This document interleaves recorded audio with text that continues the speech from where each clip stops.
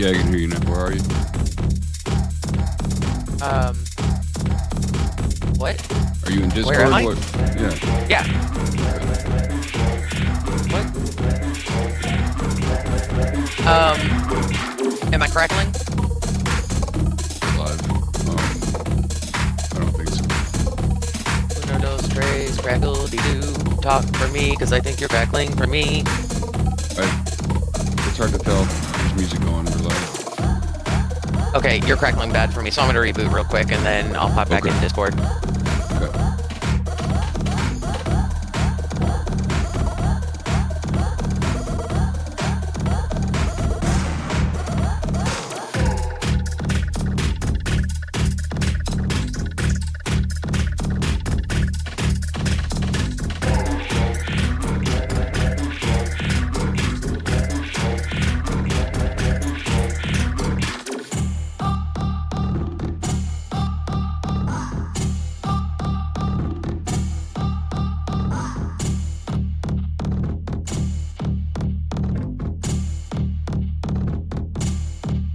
Who's this?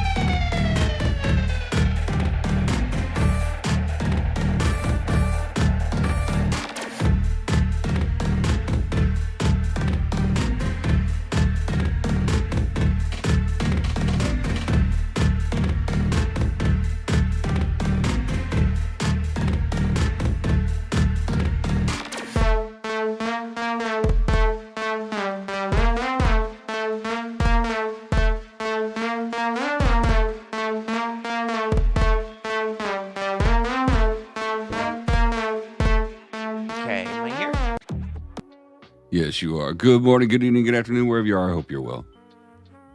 Yes, you are, my love. Okay, sounds good. I can't turn my stream on just yet to see if I'm crackling or how I sound for everybody else, but... So far, so good. Okay. Good morning. This is Coffee with Jonas and Halo. Bright and early. Not even bright yet, actually, on the West Coast. It's still dark outside. 5 a.m. Friday morning. It's been a long, very long week, actually. So, last Friday, something happened, and, we had our show, and then this thing happened after our show, the Zelensky-Trump meeting. So even though it happened a week ago, I didn't know if you wanted to touch on that without getting super angry. Oh, there's no way I'm not gonna not get angry about that. Not at all. It was hard to watch. It was really hard to watch, for sure. That was... It was a total setup just to embarrass him and in front of Putin. Out of giving him aid and side with Russia. I mean, honestly, one of the, probably less meaningful parts of it that really pissed me off was the guy, who was like, do you not even own a suit? Like, that infuriated me. Yeah, Marjorie Taylor Greene's boyfriend. What? Is it really? Like, they're talking shit about him respecting the Oval Office. That dude's not part of the administration. He's a fucking reporter. And he's got the nerve to talk about decorum in that office, and he's standing there as a reporter talking shit to a president? See, I didn't know if he was a reporter. I didn't know what he was. I only caught a quick glimpse of him. 2-bit fucking reporter. He's dating Marjorie Taylor Greene. He's a piece of shit. Yeah, like, who the fuck are you to speak out like that in the Oval Office? Like, what the fuck are you thinking? Like, nobody said that. That and the other excuse me, the other part that was really shocking to me, other than, fucking Vance, did you even thank Trump? Yeah. Was when Just Trump thinking. said, look at him, meaning Zelensky, look how much he hates Putin. Yeah. Like, he was upset about that. Like, he was upset that Zelensky hates Putin, or couldn't understand why Zelensky would hate Putin. And I'm like, are you fucking kidding me? Meaning, like, how am I supposed to help you when you hate Putin so much? The man invaded his country. We gave him tanks because Putin invaded his fucking country. What the fuck are you talking about? He's killed thousands and thousands of his people. Like, and everyone's like, Trump is a Russian puppet, and I don't think he is. I think he's just pathetic. No, he's the equivalent of a guy liking an Instagram post of a super hot chick in a bikini, thinking that chick's gonna message him and be like, oh, you want to have sex? Like, that's the equivalent of what Trump is to Putin. I don't think Putin uses Trump as a puppet. I think Trump's too dumb, and Putin knows that. He's just like this fucking ball gargling pathetic turd. He oh god, it owes them a lot. He's the only reason he's been a quote unquote billionaire since the 80s is because of the Russians. They bought his shit and kept him afloat. He's defaulted on everything else. He's owed the Russians everything that he is since the fucking 80s. I think the scariest thing for that is that Putin and Elon are buddies. And again, Trump can be stopped. He can at least be delayed by the courts, by lawsuits, by, the things that people are trying to delay him on now. Right. Elon can't. Elon cannot be stopped. He can't be bought. He can't be fucking literally nobody on the planet has anything that he wants or needs. Not a thing. Right, no, and he can't be blackmailed. He can't be, Trump can be blackmailed, obviously. So I think it's a little more scary that Elon Good morning, Perry. is Good buddies morning, with Dragon Putin. Lord. You know what I mean? What's up, Dragon? Yeah. So for me, that was the lowest point in his presidency, other than January 6th. I thought that was obviously the lowest, and this is including his first term. I thought Friday was, it was just humiliating, and then especially to end it with, well, that'll make for great TV, was like, this was all just to try and embarrass Zelensky, and it was 100%. It was mortifying, and it was to try and get Putin's attention. That's all it was. Like, look, see, I made fun of him for you. They literally and I gargle said, your nuts. hey, like, he's so embarrassing. We're leaving Russia. You can do whatever you want to do. And he literally said that on his campaign trail. They're like, what would you tell Russia? He's like, I tell them to go do whatever the hell they want to do. And he literally did that, pulled out all the aid, and fucking Russia went in. He went in and started bombing. They're back on it. So, I mean, he literally gave them what they wanted. It was a low point. I try to minimize the headlines and the news that I watch. That was unavoidable. That was stressful. That was everywhere on Friday, Saturday. It was hard to watch for sure. Yeah. The second thing that happened this week that was very big in the Trump administration was the State of the Union address. I did not watch it. I couldn't. I watched it for about 45 seconds, and my blood started boiling, and I was like, nope. So, like, some CBS polls came out about, polling people who watched the State of the Union and how they felt it went. Now, the beginning of the poll was that like 70-something% of the people who watched it were Trump supporters. So the numbers of like how great they thought it was and how they think Trump has a plan for the economy, blah, blah, blah, were like off the charts. You know what I mean? Yeah. And because when I first saw it, that was the last statistic or the last poll that I saw, and I was like, "Come on, these cannot be actual fucking numbers. You've got to be kidding me that Yeah, they were only showing the 80% of people fucking loved this speech. What's happening right now?" But then it was like 70-something% of the people who watched the State of the Union were, Trump supporters.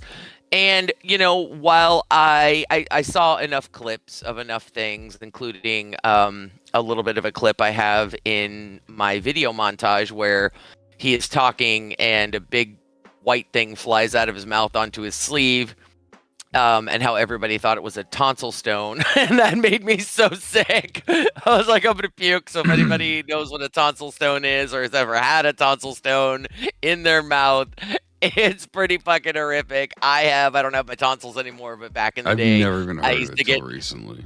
Oh, it's disgusting. Well, you probably wouldn't have had it because, I mean, when I got sick, I got tonsillitis like 3 times a year. I've never had strep in my used to life. get, I have always strep throat. I've had had strep tonsillitis. throat many I've never had times. strep. Never, And never. throat That's stuff not what was- causes it. Growing up, my tonsils were massive, and I didn't get them out until Right. after I met Halo. I mean, But it's tonsillitis that causes it. And you get these pock marks in your tonsils, and then they just kind of over time fill up with bacteria and food, and it's fucking disgusting. And then you can, like, a lot of people don't know they have them at all. Like, you can look back there and see them and go, oh my God, and not know, because they're usually back in some folds of your tonsils, and you can pick them out with like surgical tools. But eventually, 1 or 2 will fall out. It's the most horrific thing in your mouth you could ever have, for sure. And I didn't know what they were. But this was back in the 90s, and I got one in my mouth, and I mean, I almost instantly was like, bleh, I almost threw up completely because it fell out of my tonsils, and I'm like, oh my God. I still didn't know what it was for years. I just knew it was something disgusting. And my friend Casey, he was at work with me, and he goes, oh my God, that's happened to me too. I don't know what it is. And I'm like, ew, was that like something fell out of my tooth? I'm like, what the fuck? I mean, I was like horrified. It traumatized me. And it wasn't until years later that, I realized it was a tonsil stone. So a lot of people are like, oh, it's a tonsil stone. And I'm like, just got done eating a payday, and it was a half a peanut fucking lodged back on a tooth. It got shot out. Like, those things are huge, man. I've never even fucking heard of them until lately. Oh, yeah, they're fucking disgusting. Fucking disgusting. So I do have a clip of that where these people are watching the State of the Union, and they zoom in on that part, and it flies out on his sleeve, and they go, ew. It's fucking disgusting. I can't see on my phone. Wait. Okay, 1, 2, 3. I'm trying to pre-upload my videos here so that, we don't have to sit and wait. I was going to put 2 Mr. Ballin videos in. One's only 2 minutes long, and another one's only like 2 minutes and 30 seconds long, because I thought it was really interesting for people who don't know him, and I don't know if you knew this, but he was actually a Navy SEAL. Really? Yeah. I just learned that this shit. morning. Right, like the elite of the fucking elite, right? Man, he's fucking awesome. Holy shit. Right? Like, could he get any fucking cooler? So, God damn it. So there's a little clip, and I haven't watched the whole thing because I was excited to watch it with everybody.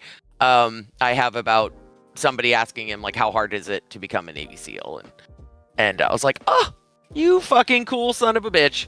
So let me get a drink, wait for maybe another 6-7 minutes for people to trickle in, and we'll get started on the news. I also have 2 fantastic Reddit stories today, guys. Oh my God. So I definitely want to get to them. And again, let me know if you guys would rather do like news and then some videos, and then news and then some videos, and then Reddit and some videos, or if you like the format of, shit ton of news and then shit ton of videos. I'm fine with either.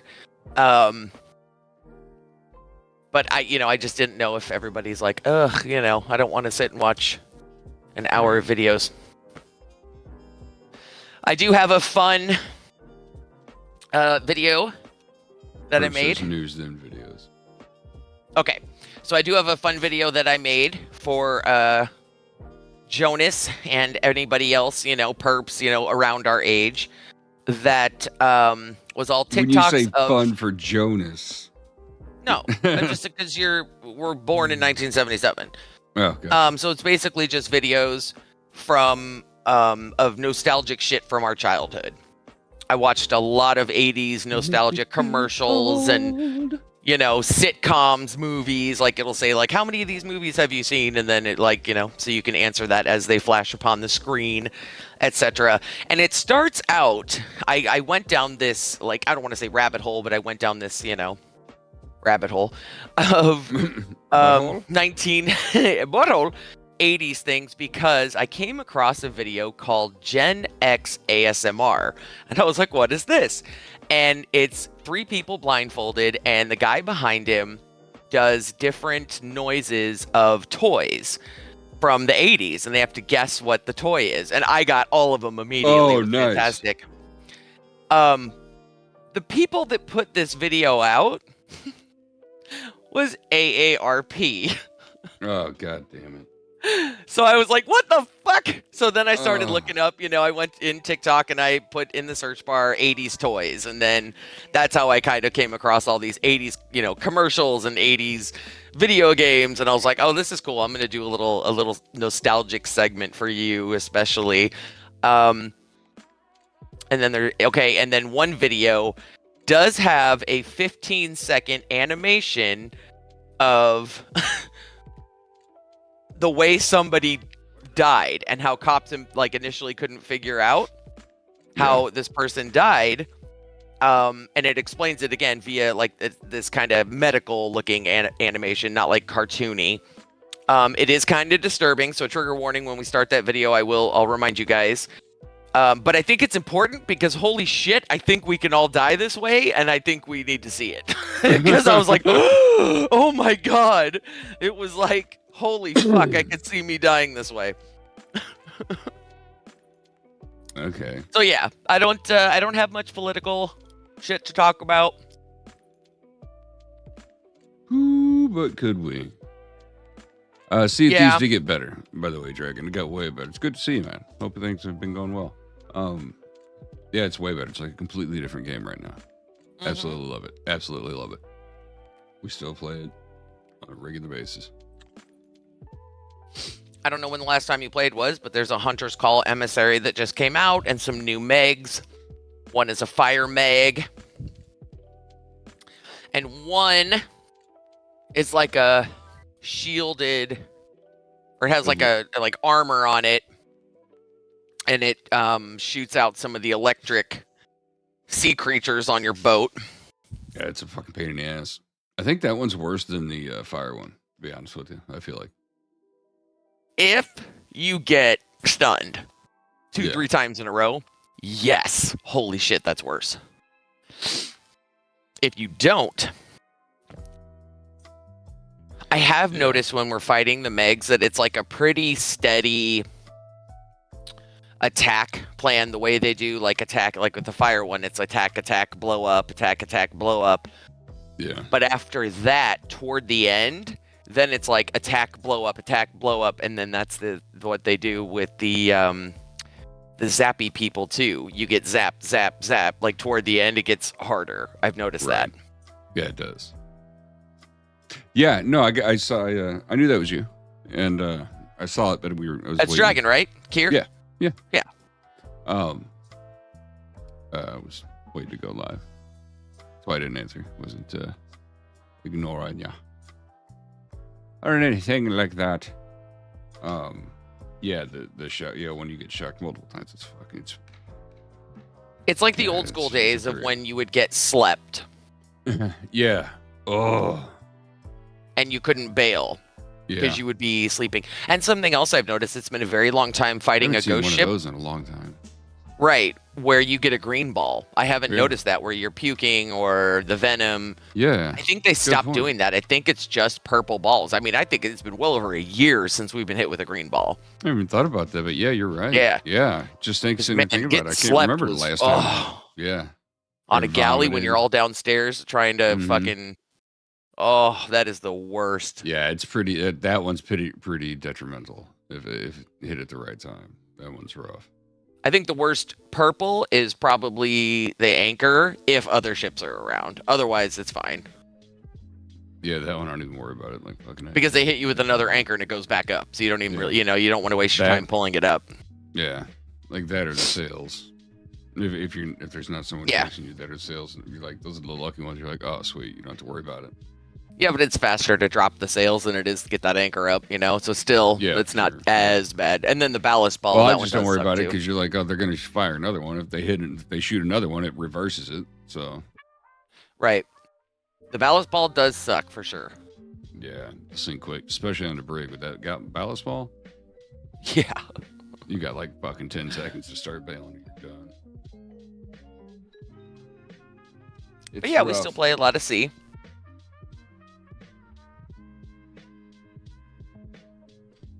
Purchased and downloaded Split Fiction. Halo and I are gonna start playing that. Excited to play that. It looks really good. Yeah, Perps. I actually, because you and I played, we played half of It Takes Two. I played the second half with you, and I told Jonas. Such a great game. Because it's like one of those games where if you buy it and play it, it's not exactly replayable over and over and over. But I thought maybe at some point you and I could play that if you wanted.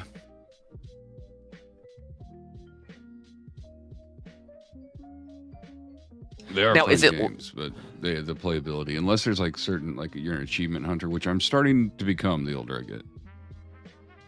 Yeah.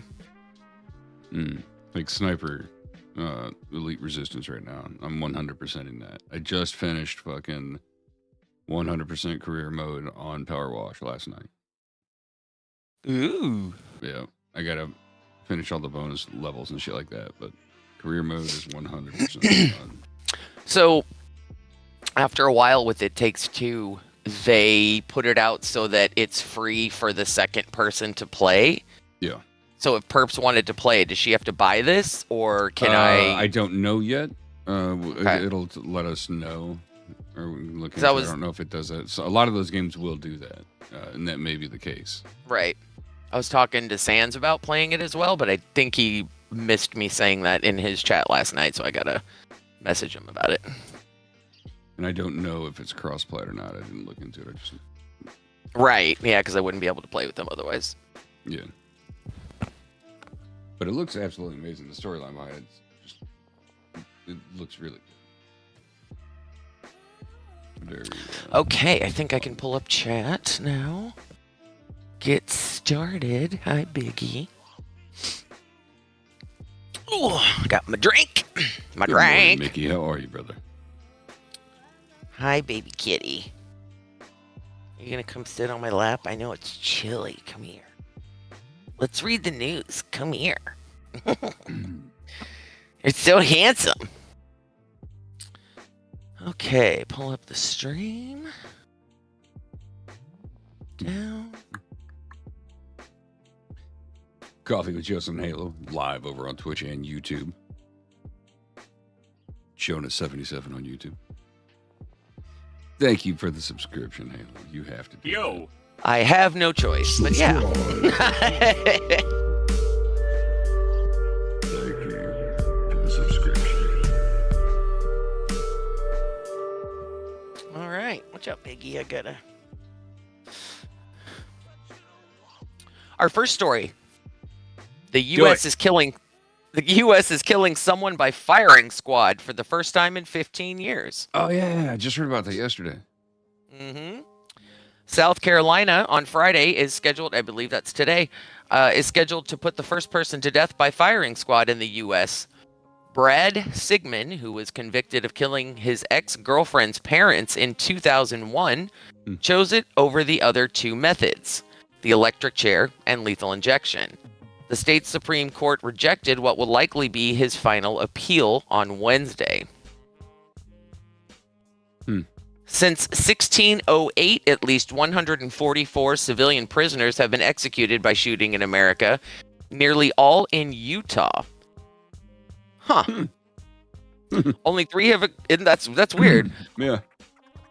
Only 3 have occurred since 1977, when the use of capital punishment resumed after a 10-year pause. The first of those was Gary Gilmore. He caused a media sensation in part because he waived his appeals and volunteered to be executed. When asked for his last words, Gilmore replied, "Let's do it." Nice. 5 states, Idaho, Did it say? Mississippi. Sorry, did it say what he did to get? No, the first guy. No, it doesn't. I know. He knows he's guilty, though. He's like, nah, I don't need any appeals. Man, he didn't want to be around. He's like, no, Right. let's just fucking end this. It's Let's not get it worth any done. of our time. Let's just do it. Right? 5 states, Idaho, Mississippi, Oklahoma, South Carolina, and Utah authorize the use of firing squads in certain circumstances. What would you pick? Firing squad's a good one, to be honest with you. Quick, painless. I don't know about painless or quick. No, it's a straight. It's either a headshot or a hard shot. It's a one hit. But it's only kill. one bullet that kills you. So what if the guy fucking misses? It's not. They're expert marksmen, and it's like there's a sight, and it's not. They're not going to miss. It's one. I would prefer lethal injection. Lethal injection is painful. It looks anyway, and especially if they fuck it up, which you have. And electric chair is painful too, I believe. So. Yeah, fuck the electric chair. Yeah, I think firing squad's a great one. I still would go with lethal injection just because they give you something to keep you calm. That would, like they do before surgeries, if you've ever had surgery. Yeah. Right? Mickey's like, does that mean we can bring back the guillotine for the politicians? Right? You're not wrong. They stopped using that in 1977 as well. Do you know the guillotine? I think, and maybe I thought that it had killed more people than like the Black Plague or something like that. And it was only, it's like ridiculous. The amount of people they fucking beheaded with those things. And it was like literally only in use for like a really short period of time, apparently. I'll have to relook that fact up. I was like unbelievably shocked by the numbers and how short of a period, especially considering how short of a period of time it was versus like the Black Plague and shit like that. Yeah, it was very ridiculous. Like, holy shit. It's a good thing they did all that. Historians estimate that between 15,000 and 17,000 people were executed by guillotine during the French Revolution. How many? The guillotine was also between 15,000 and 17,000. The guillotine was also used in Nazi Germany, where it may have killed as many as 16,500 people. So not more than the plague killed millions. But that is still a lot, especially just during the French Revolution. It was more 16, than something. I don't remember what it was more than. I remember being shocked, going, "Holy shit, really? That's crazy." I googled guillotine killed more than to see what would come up, and nothing is like. God damn it! I thought it was the fucking plague. Maybe it was. It was something. I knew because I just remember reading it, going, "No way," and going, "I need to remember that." And here we are. Damn it. Either way, it's still like, holy fuck. Well, here I can read this little thing here. 8 things you may not know about the guillotine. Once dubbed the national razor of France. Its origins date back to the Middle Ages. The name guillotine dates to the 1790s and the French Revolution, but similar execution machines had already been in existence for centuries.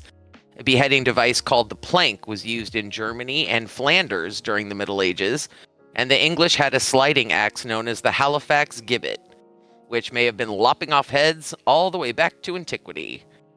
It was originally developed as a more humane method of execution.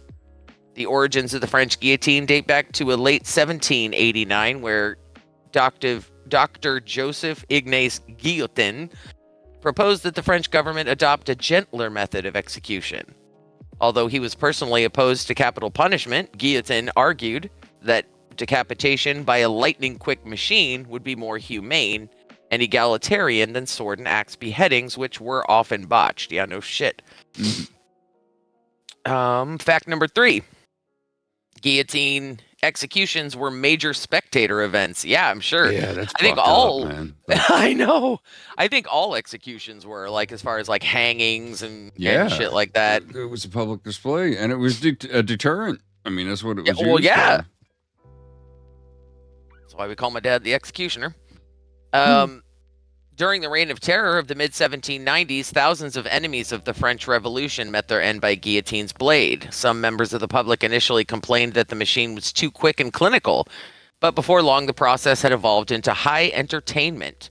People came to the Place de la Révolution in droves to watch the guillotine do its grisly work, and the machine was honored in countless songs, jokes, and poems. Spectators could buy souvenirs, read a program listing of the names of the victims, Get the or fuck even out of here. yeah, or even I was grab gonna a quick joke bite about to that. eat at a nearby restaurant called the Cabaret de la Guillotine. It's like Oh, it's like the fucking going to the Warp Tour, like at the fucking Riverport. Like, what the fuck? That's nuts, man. listen to this. I Some want to people- see a fucking program from a guillotine. God, That'd is be there one in amazing. existence? Oh, sorry, Probably. go ahead. Some people attended on a daily basis, most famously the Tricoteuses, a group of morbid women who supposedly sat beside the scaffold and knitted in between beheadings. The theater even extended to the condemned. Many people offered sarcastic quips or defiant last words before being executed, and others danced their way up the steps of the scaffold. Fascination with the guillotine waned at the end of the 18th century, but public beheadings continued in France until 1939. Fact number 4, it was a popular children's toy. What the fuck? Children often attended What? guillotine executions, and some may have even played with their own miniature guillotines at home. During the 1790s, a 2-foot-tall replica blade and timbers was a popular toy in France. Kids used the fully operational guillotines to decapitate dolls or even small rodents.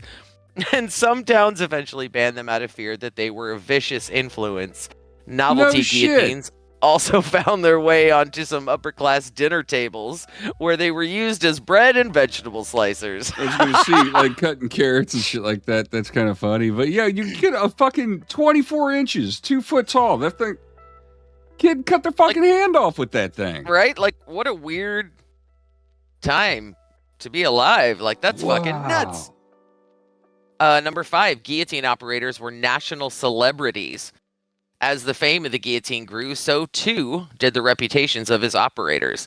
Executioners won a great deal of notoriety during the French Revolution when they were closely judged on how quickly and precisely they could orchestrate multiple beheadings. The job was often a family business.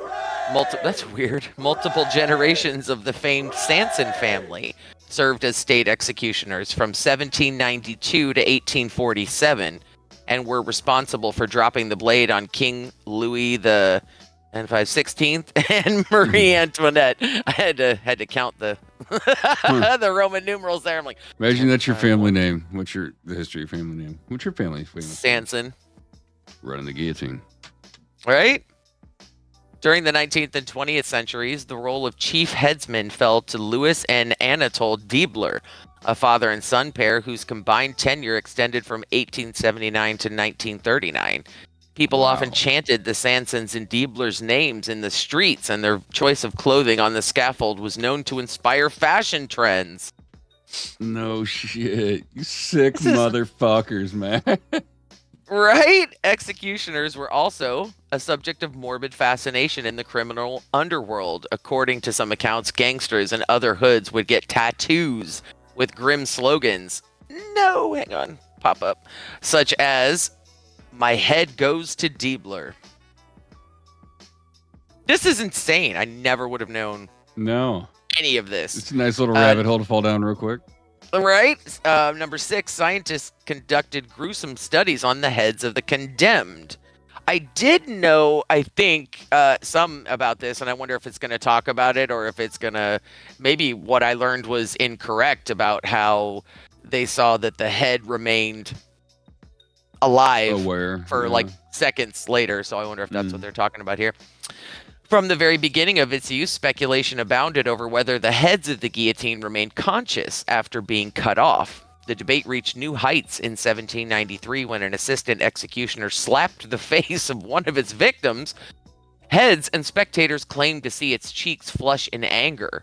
Doctors later asked the condemned to try and blink or leave one eye open after their execution to prove they could still move, and others yelled the deceased name or exposed their heads to candle flames and ammonia to see if they would react. Jesus Christ! In 1880, a doctor named Dassy de Lignières Imagine the even had psychopaths that roamed the streets back then. Like, people were like, I wonder what happens if I hold this severed head up to a flame. Like, right. fucking Jesus. Yeah. In 1880, a doctor named Dassy de Lignières even had blood pumped into the head of a guillotine child murderer to find out if it would come back to life and speak. Jesus Christ. The ghastly experiments were put to a stop in the 20th century, but studies on rats have since found that brain activity may continue for around 4 seconds after decapitation. Number 7. It was used for executions in Nazi Germany. The guillotine is most famously associated with revolutionary France, but it may have claimed just as many lives in Germany during the Third Reich. Adolf Hitler made the guillotine a state method of execution in the 30s and ordered that 20 of the machines be placed in cities across Germany. According to Nazi records, the guillotine was eventually used to execute some 16,500 people between the years of 1933 and 1945, many of them resistance fighters and political dissidents. And the last fact here, it was last used in 1970s. The guillotine remained France's state method of capital punishment well into the late 20th century. Convicted murderer Hamida Djandoubi became the last person to meet his end by the national razor after he was executed by the guillotine in 1977. Guys, Star Wars came out when this happened. Right? Halo and that came out when this happened. Right, we came out when this happened.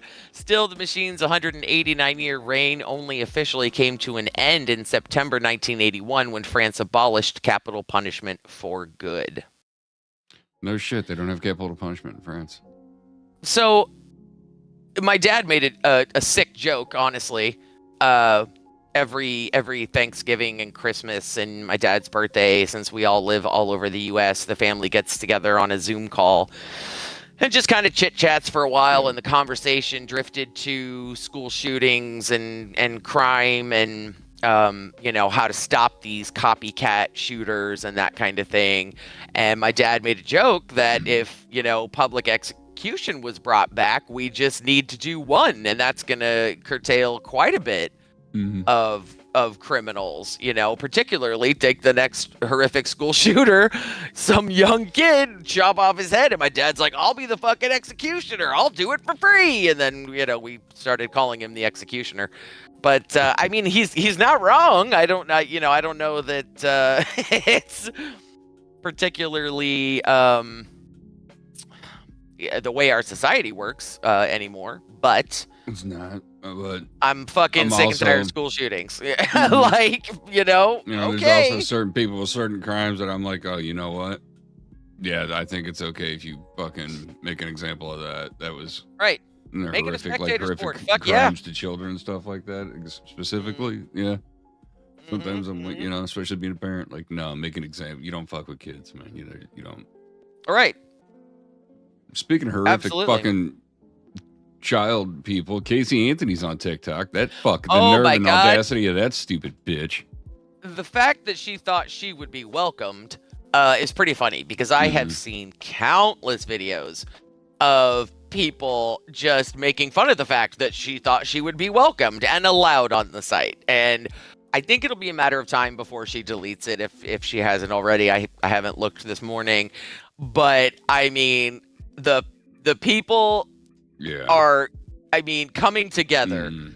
Republicans and Democrats alike are coming together to be like, nah, fuck you. Get the fuck off our platform, you monster. Yeah, To this day, I wonder you about might as well. It might as well jurors. be fucking like Jared Fogle trying to come back, make a comeback. You know, like what were you thinking? No. Did you see her TikTok, her first one? I didn't even give it any. I fucking saw that it was a thing and people were outraged, and I heard her start talking. I was like, no, she doesn't earn any of my time whatsoever. I didn't watch the full thing because I didn't want to give her, any engagement. But basically, she's saying like I'm making this TikTok, to put forth my name professionally, and talked about her parents for a little bit, Yeah, and something about like legal rights for something, right? Advocating for legal rights or something like that. Correct. Yes, like that. Didn't she have the audacity to say like in the name of her daughter or something like that? The one I that she think murdered? so, but again, I was like, nope. I was like, nah, I'm not even gonna fucking watch this whole thing. So I can't speak to the whole video. But then I just watched other people's clips about, again, the audacity that she would Fuck you. create an account and be on fucking TikTok. Like, how dare you? To this day, I wonder about the jurors and how they feel being a part of such a horrific history. Right. Not convicting her. Like, how do you honestly... I know it's got to be beyond a reasonable doubt. I know that. Mhm. That's what I was trying to tell. And maybe they were sequestered. Maybe they didn't know the news stories. I mean, I would assume they were sequestered because it was such a huge national thing. I'm like, God damn, how do they sleep at night? How do those people sleep at night? You know what I mean? I was telling our son, the other day we were talking about. He said he had a friend that may have helped catch an online predator or something, but the cops won't do anything about it. And he explained the story to me, and I was like, "Well, you and I know that he clearly meant something else, and it's good that they reported him because now the guy's being watched, but there was nothing they could do." And I was like, "You have to understand, as much as sometimes we know that it's a thing." I said legally that they have to have specific. You have to prove it. Yeah, it has to be beyond a shadow of a doubt. And I said, while sometimes you and I are like, man, this is fucking bullshit. We know this is a thing.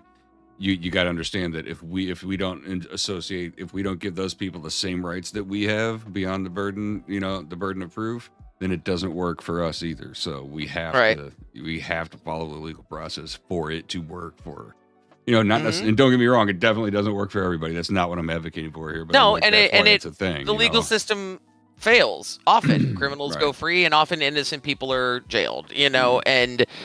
But yeah, if I'm being accused of something by somebody who just doesn't fucking like me, and I didn't do that thing, yes, it should have. Receipts are going to be fucking needed. Right. You know what I mean? And again, I don't remember enough about the Casey Anthony trial. It's been a long time back then, man. But I do think about the jurors for sure. All the time, and I wonder, like, God, if they regret. Don't we still not have a 100% answer on JonBenet? We still don't know, correct? I think we do now. I'm pretty sure because I watched a documentary when you fell asleep. I don't remember how it ended. And the DNA did match somebody, because for so long the brother was blamed. For so long the parents were blamed, and both parents, I believe, are dead now. And I do believe that they proved the DNA that sexually assaulted her. DNA from that proved it was somebody at random who broke in and did it, type thing. That's fucking nuts, man. Yeah, I fell asleep through it as well, but you were asleep. You had put it on to go to sleep, and I came up and it was on, so I watched a little bit of it, and I was like, oh man, that poor brother. And there's one about Madeleine McCann too. We still don't have an answer on that one. That one's a fucking strange one. There is a national news story right now about a little boy who went missing in Oregon. I don't know if you saw that, the toddler. I reposted that alert. Yeah. I don't know an update on that, but I think he is probably gone. They're worried that he fell into the river, honestly, but that's fucking horrific. Oh, I don't even want to talk about that. I'm going to move on to the next story.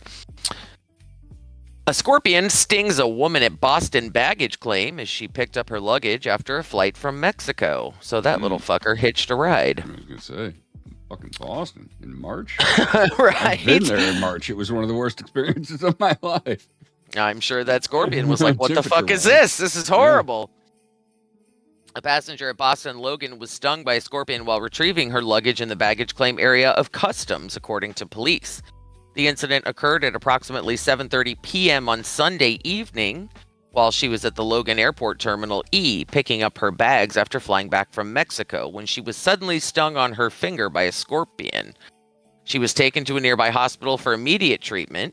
Authorities did not immediately disclose her condition following the sting, and it is unclear how the scorpion ended up on her bag at the airport. Is it unclear? I was just gonna say, I got a pretty good idea. What the fuck do you mean it's unclear?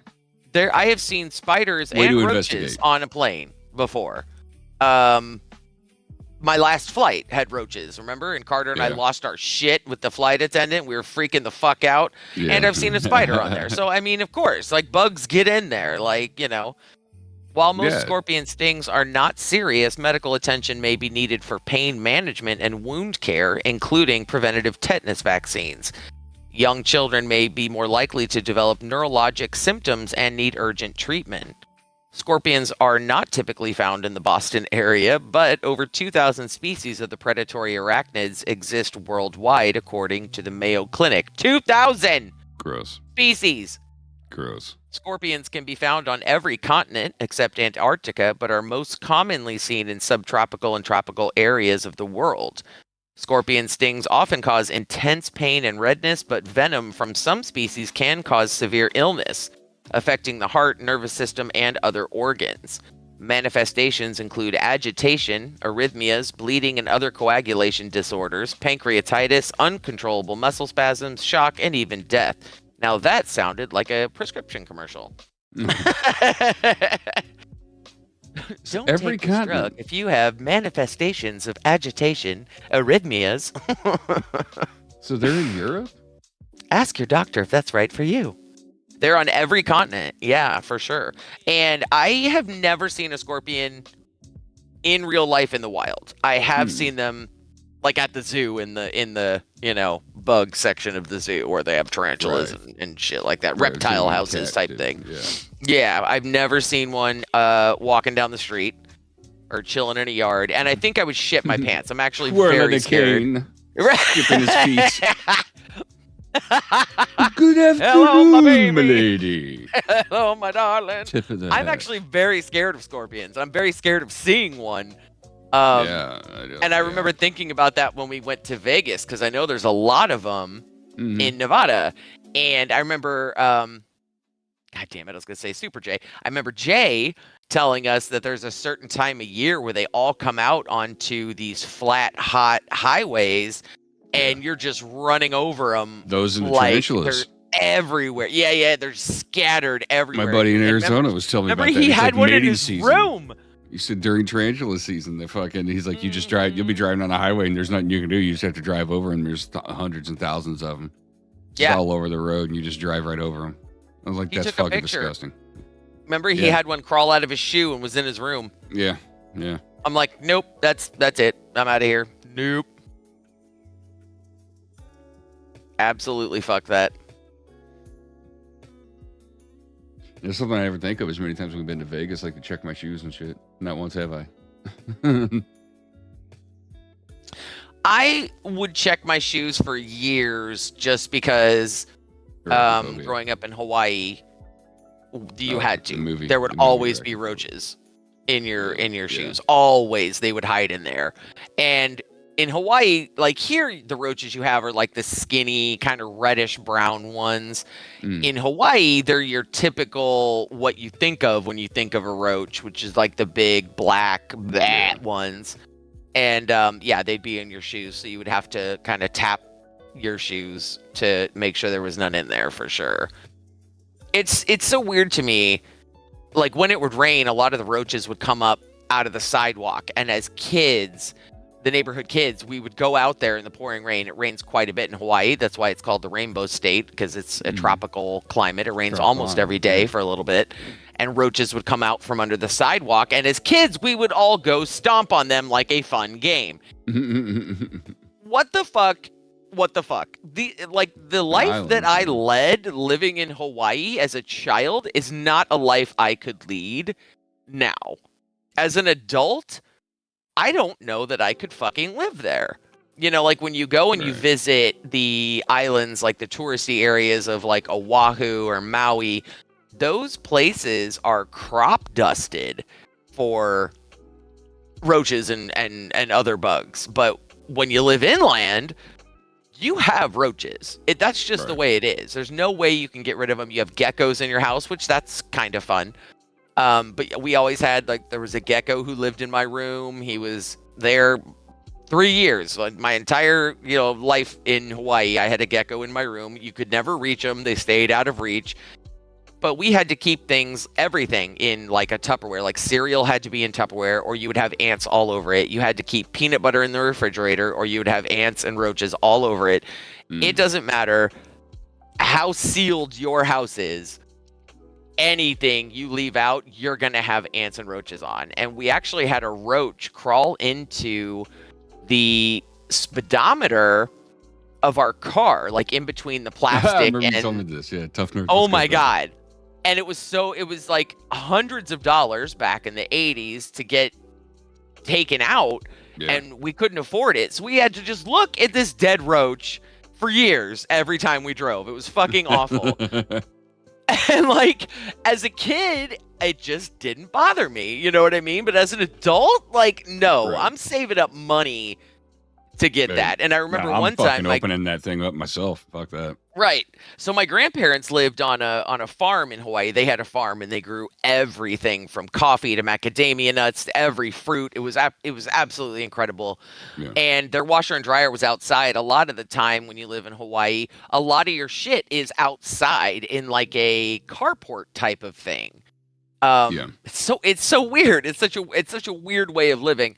But it's very common. And so my grandparents' washer and dryer was outside. And I remember one time we were doing the laundry, and she pulled out some sheets, and there was a perfect imprint, like stamped onto one of the sheets coming out of the dryer, of a roach. Like it was a decoration. It had gotten smashed and heated, and that stain never came out. So it was literally like something you could buy today as like a gag gift or something, with like a sheet with a roach print on it. It was fucking horrific. Wow. But again, you just were like, gross, but you moved on. And I'm like, we get the ants in the spring in our bathroom. Don't replace that. And I freak the fuck out. Every time. I'm like, what? Like going to Hawaii, the thought of staying at my grandparents' farm, if they were alive today, fuck no. There's no way I could stay there. Not a chance. But yeah, I don't know how I did it. I mean, last time I was there, I was 15, and I don't know how I fucking did it. It was such a crazy way of living life. I couldn't go camping and stuff nowadays like I used to. I mean, plus I haven't done it in years, and now with my back, and I'm pretty sure I'm getting arthritis. Could you imagine with my back? No. Get the fuck out. No, so I think it would be fun to go camping, and that's in quotes, with some other people, but like basically I'm just hanging out with them while they camp, and I'll stay up till like 2 a.m. But then I'm gonna go ahead and leave. And I'm not and find the nearest place to sleep, or in my car, or drive home. I mean, because like 2 hours is probably the furthest we would drive to go camping at Mount Hood, and that's what I would do. Like I would definitely go hang out by a campfire, have a beer or two, or smoke a J, look at the stars till 2 a.m, and then be like, well, time to hit the dusty trail. But I am not waking up. And wait till you see, it's funny you say that, because I actually have one of the videos in my highlight video of this guy camping, and he's stuck in his tent because of black flies. And I think they're a specific thing in the Carolinas. They're not black flies. They're black flies, one word. And it sounds like pouring rain on his tent, and it is not. It's pretty horrific, so... I threw that video in there because it's like, what? This is why I can't camp.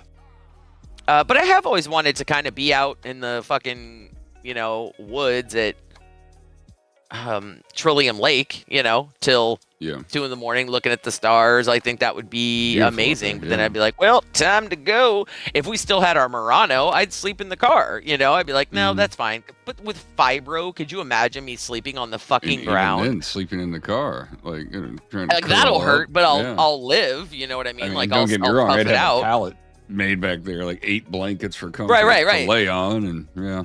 Not to mention the amount of money we would have to spend to just get stuff to go camping. It's just not worth it. Right. And like, people would invite me camping all the time. Be like, hey, you want to go camping? I'm like, no. They're like, come on.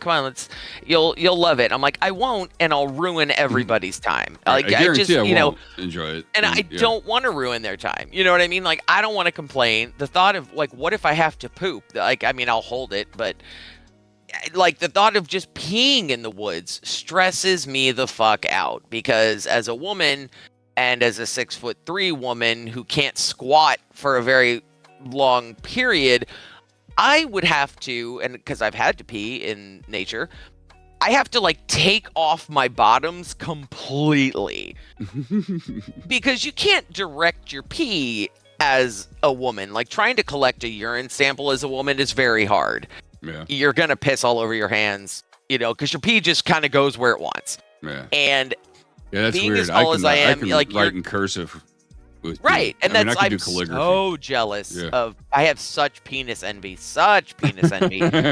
Yeah. Because you can, not to get graphic, but I always do, you could spread your lips and force it and try and do but still there's a chance it's going to run down one of your legs, and that's awful. And I can't have that pooling in my goddamn jeans and my sock.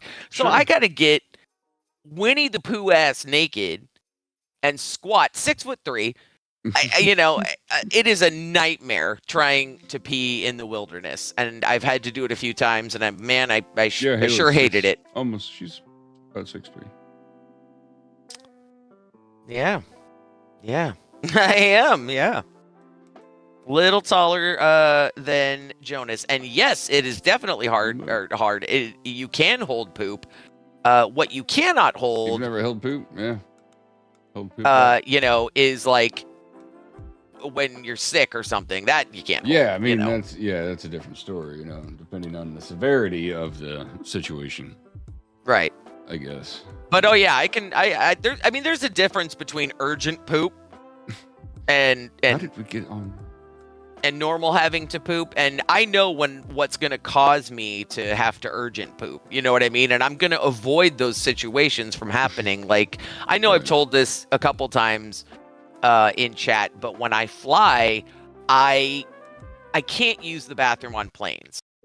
I'm 6'3" again, and when you're as tall as me, and the length for my body, how your wife brought it up, right? Your wife always brings up this fucked up shit. When you're as tall as me, the length is in my legs. So Jonas and I, again, are very close in height, but my legs are about 5 inches longer than his, and his torso. Yeah. Yes. So when we're sitting on a plane, I'm jammed up against the seat. He is not. He actually has room between his knees and the tray in front of him, and I'll get bruises on my knees from the tray in front of me. So every airplane I've ever been on, if I'm in the bathroom, I can't even hover or sit on the toilet. Not that I want to sit, but I can't hover and close the door. So the one time I have had to use the bathroom on a plane, I had to have like 3 flight attendants with their backs to me, kind of making a makeshift door because my legs were outside of the restroom. So, I mean, if I was a dude, wouldn't be a problem. I could stand up and pee, but See, as a say, woman, even as a guy that I can stand up in there, I avoid it. If I can hold my pee for the flight or whatever, I do so. Like, it's not a pleasant experience for anybody, to be honest with you. No. Yeah.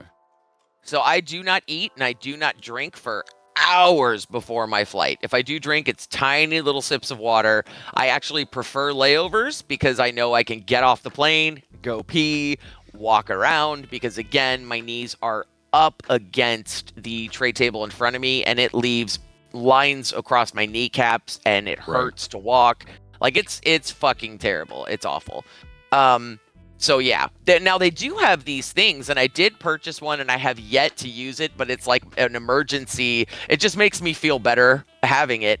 It's called like a oh shit, what is it called? Like a the pee she cup whiz or thing. something. Yeah. Right, where you cup it over your vulva and you pee through it, kind of like a funnel, and you can pee like a dude Stand up out of it. And I always bring it with me, Which but I think haven't is a great used idea. It. That's convenient. Oh, I mean, not fuck yeah. super convenient. Finally, you know, like, carry it around and wash it or whatever, but they, you know. In your pee. Yeah. The thing is, I've never tried it, and I need to try it like in the shower or something, you know? Right, give it a test run. Right. So I don't piss all over myself or the floor, or you know. And I hate the thought of peeing in the shower grosses me out. But I still have yet to try it. But I bring it with me every time I travel, like like just in case if I need this. Here we go. We can try this. But I rarely get upset. So of course. You can ask. I can't guarantee nobody will get upset. But you can ask. Yeah, I mean, I think is. No, I am not. No. I just have a deep voice. Um. Perps.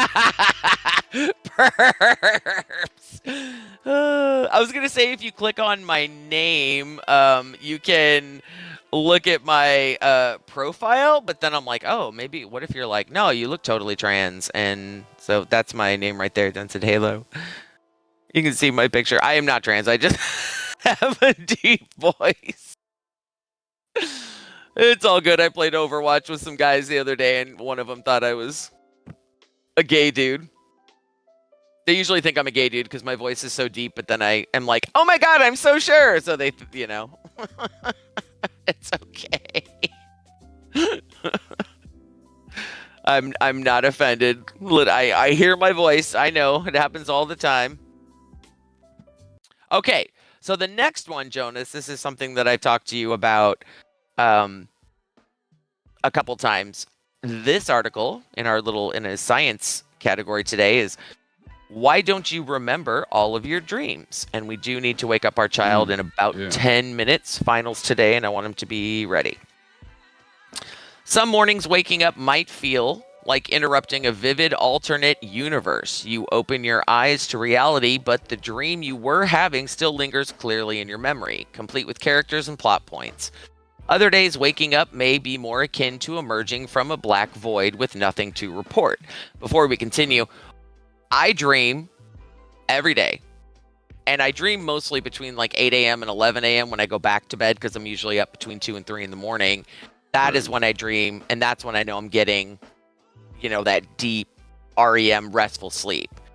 And I remember them all the time, and they are never pleasant. I cannot remember a dream. They're either nightmares or uncomfortable mares. I don't remember. I don't remember most of mine. I want to be able Jonas, to lucid dream so badly. I know, and you constantly, you're like, I know I don't dream, and I'm like, you do dream, you just don't remember. Like, everybody dreams, but you never remember your dreams. And I wonder. And I haven't read through this article, so I'm, excited to see what the, correlation is to why you remember and why you don't. Now, I do know one thing I figured out, and this is the case with a lot of people, that if you are too hot in your sleep, like whether you just kind of heat up for whatever reason or you're under too thick of a blanket, you're more likely to have nightmares or very uncomfortable, disturbing dreams. And that has been... Right. Well, but it's the heat that does something, not even sweaty, like not even waking up in a sweat or anything, but just the heat does something to your brain chemistry that makes it so when you're, I think of dreams as like your brain defragging, like it's dumping all of the information that has happened over the last day, weeks, months. Yeah. And as it's doing that, your brain is seeing all of these clips of your life and making some sort of movie out of them. You know what I mean? That's kind of how I interpret dreams. Because when I do remember my dreams, which is often, I can pick out very specific things for why I dreamt what I dreamt. Like tonight, I'll probably have a dream and a roach will be in it. And I'll be like, obviously, we were talking about roaches. And then I'll probably piss on myself in the dream and be like, obviously, we were talking about peeing. And like shit like that. Even if you rarely recall details of your dreams, chances are you're still having them. Research indicates that nearly everyone dreams regularly, even those who claim they never do. If you bring those same people into the sleep laboratory and wake them up during an active stage of sleep and ask what they were thinking, they will remember something. An associate professor of psychology and neuroscience at Furman University said, where she studies sleep and dreaming. Yeah, In I've sleep always lab heard conditions. that even if you don't remember, you still dream. Yeah. Yeah. In sleep lab conditions, where everyone is forced to immediately reflect on dreams, most people remember at least one dream a night. The one exception seems to be people who lose the ability to dream as a result of brain damage or disease in specific regions. Wow. Oh, that's weird. Yeah. Dreaming is a relative constant. It's just memory that varies. Okay.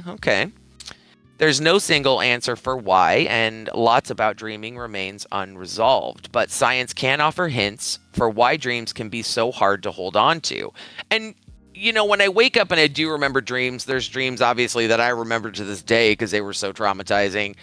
And there's dreams that when you wake up, you remember a ton, but the more you wake up, the less you can hold on to. Right, you know what I mean? Like it just fades and fades and fades, and that's super frustrating. Raiders, welcome in. My name is Jonah77. Sorry. The other voice you're hearing is Dented Halo77, a.k.a. Halo. That's my wife, my amazing wife. Tim, thank you for that raid, brother. Welcome in, everybody. Yeah, good morning, Tim. Good morning, everybody. Welcome in. We are discussing dreams right now. We're in the little science portion of the show.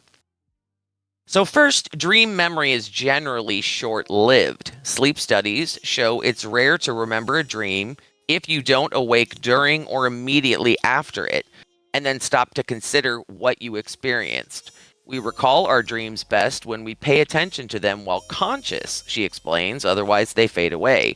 That's potentially because of differences in neurotransmitter activity that occur when we're conked out. Waking during the night is associated with better dream memory, and it's actually quite normal to stir for a few seconds at a time and shift positions. Be warned, though, past a certain threshold, frequent waking translates into lower quality sleep. Poor sleep is often associated with high dream recall. Oh, no shit! Wait, poor That's sleep's why. associated with a higher rate?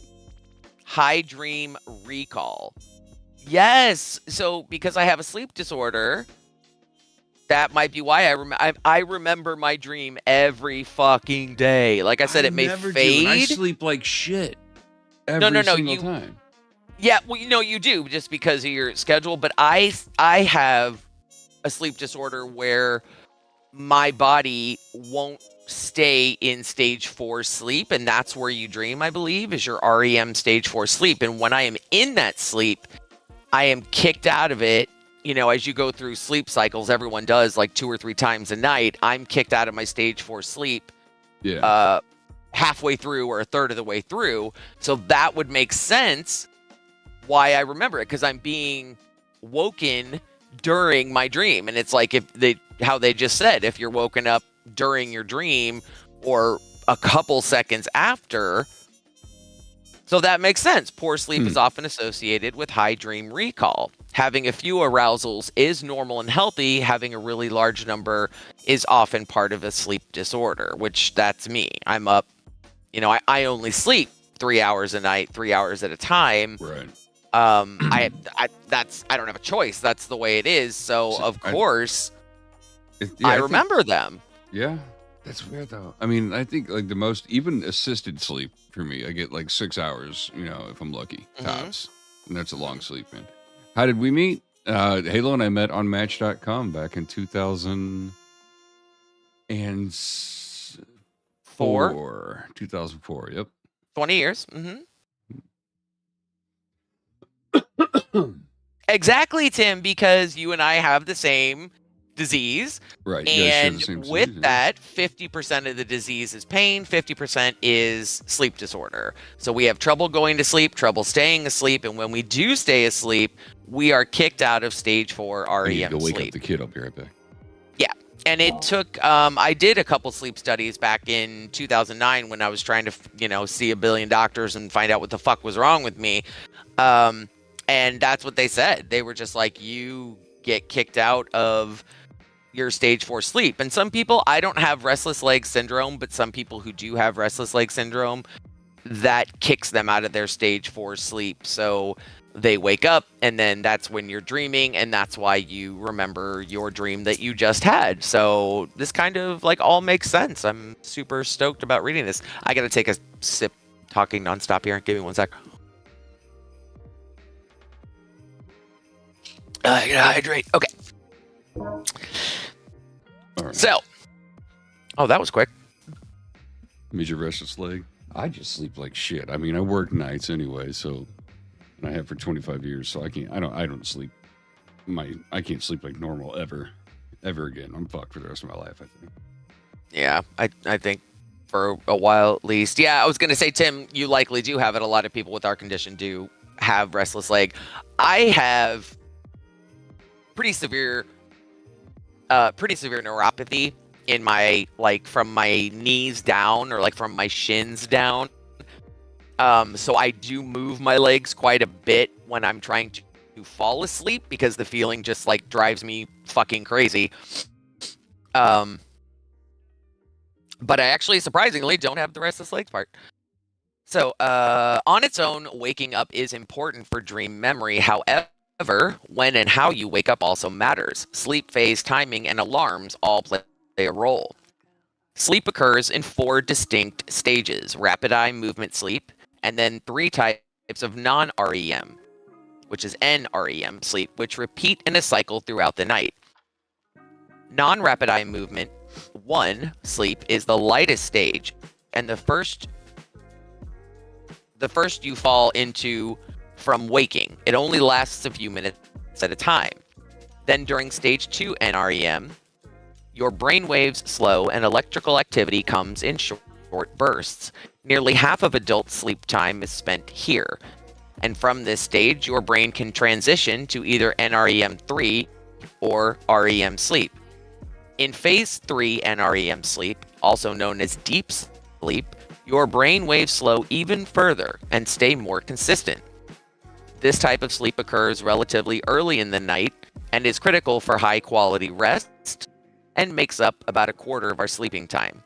Finally, in REM sleep, which is, for anyone who doesn't know, rapid eye movement sleep is literally your eyes move back and forth rapidly underneath your eyelids, and it basically keeps you paralyzed so that you don't get up and act out your dreams. Sure. That's kind of what it does. Tim, I appreciate you. Thank you. Finally, in REM sleep, neural activity resembles the waking brain. Your eyes move rapidly beneath your lids, hence the name, and you spend about a quarter of the night in this phase. You may have heard that REM sleep is when dreams happen, and it's true that many of our most vivid, most story-like and longest dreams tend to occur during this phase. However, dreaming can occur in every stage of sleep, and people do sometimes report intense narrative dreams when woken from non-REM stages. And that makes sense because, the like split-second dream you'll have where you're just falling asleep, and it's the one where, like, your dream you're walking and you step off of a curb and you jerk. It's that falling, and it's just like this quick, like, whoa, and that's you just fell asleep, so that makes sense. Yeah. Yet the odds of remembering such detailed dreams are highest waking up from REM sleep. There's about an 80% chance of remembering a dream waking up from rapid eye movement sleep, and about a 50% chance waking up from other sleep stages.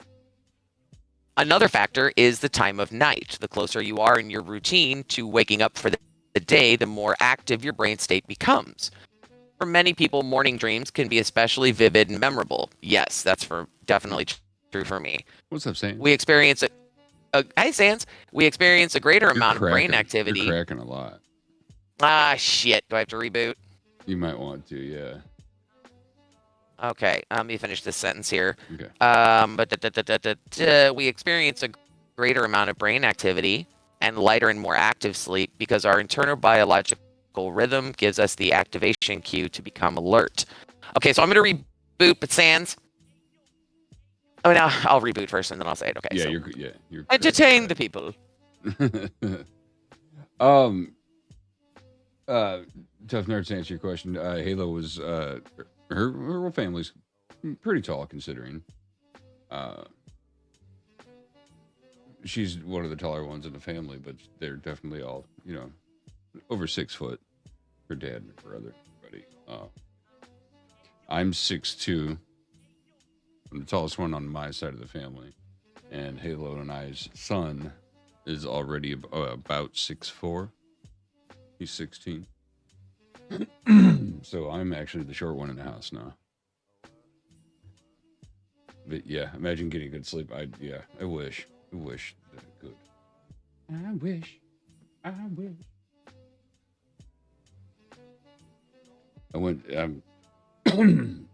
feeling a little shitty out of the weather last night. I feel a little bit better than I did last night. I wasn't sure if we'd go live today or not because that's how bad I was feeling yesterday. But I went to bed at I guess probably 11. Got up at 4. There's 5 hours of sleep. We'll probably lay down and take a nap after the show. And then get up and do stuff. And then Okay. the normal routine. Welcome back. Okay. Is that better? Yes. Okay, good. I think I need a new headset for sure. I think this one's starting to go. Yeah. My left earpiece goes in and out.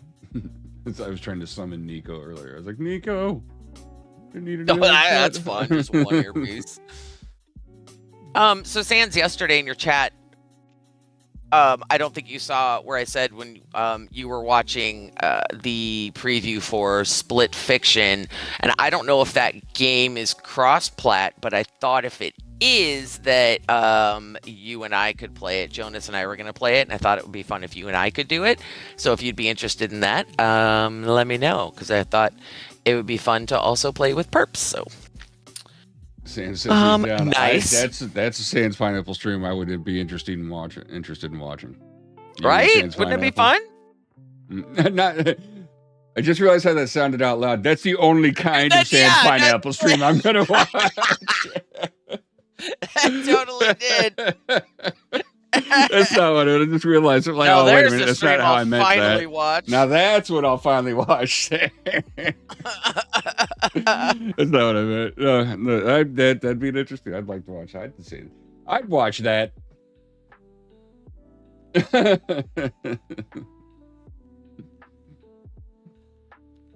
Oh shit. All right, so the next story I'm actually going to have you read. Give my mouth a break, Okay, if you don't mind. Yeah, no worries. Where do you want me to put it? In the chat? Yeah, in the Jonas and Halo. Okay, Discord our chat. videos, some videos are in there ready to go, so it'll be Yeah. underneath them. Just reset. Thank you, man. I appreciate that. Thank you very much. Subscribe. Okay. Yeah, sometimes you have to like leave chat and come back in for it to tell us that you resubbed. It's really weird. Yeah. I'd buy that for $1. Give my mouth a break.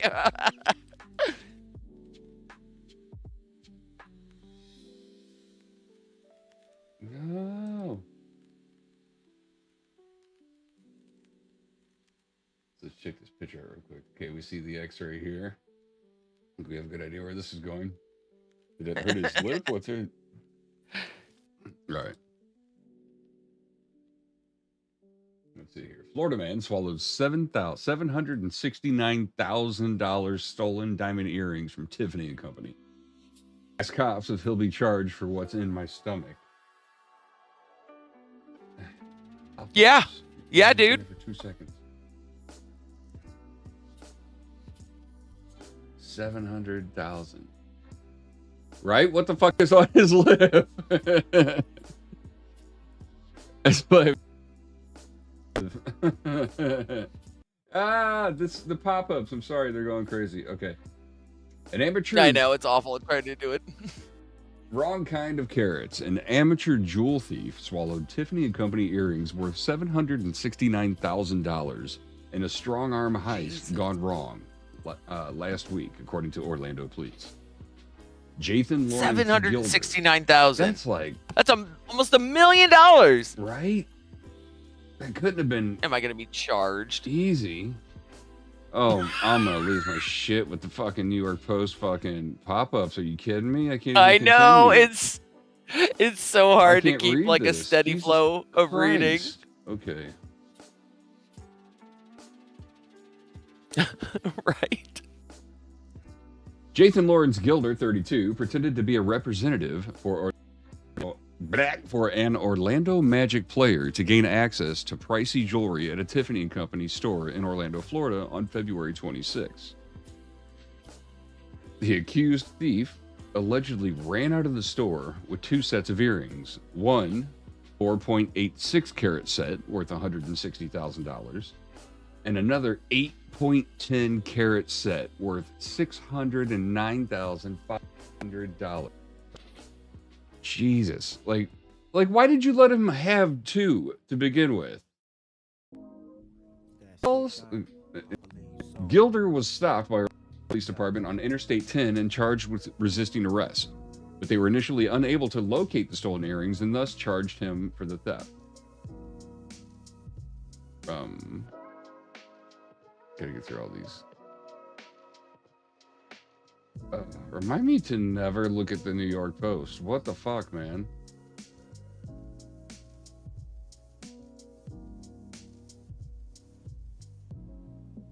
But while in jail, Gilder spontaneously asked staff if he was going to be charged with what's in my stomach, the arrest report reviewed by WFLA read. Gilder then underwent a body scan where detectives were able to spot foreign objects working their way through his digestive tract. These foreign objects are suspected to be the Tiffany & Company earrings taken into the robbery, but will need to be collected by WCSO after they are passed through Gilder's system prior to confirming. He's got to poop them out. There's another picture. Yeah, man, I don't like that's that's a hell of a herpy on that lip, man. That had to burn. A trooper in the Orange County Jail overheard Gilder say, "I should have thrown them out the window." Gilder has 48 outstanding warrants in Colorado and was charged with robbing another Tiffany & Company store in Texas in 2022, according to the report. He's now charged with first-degree grand theft and robbery with a mask. What? Does it matter that do you get more time if it's with a mask? What's the significance of that charge? I don't know. That's weird. And, like, he's got fucking 48 outstanding warrants in Colorado. Why did he get this far? He was in Florida. Swallowing earrings, diamond earrings. And is it that easy to just walk into a Tiffany & Company store? Like, that says a little bit of something about their fucking protocols and security, to be honest with you. Like, I'm just going to walk in there and be like, "Hey, Jonas 77, I'm a representative for Brad Pitt. Can I see 2 of those diamond rings at the same time, please?" "Right away, sir."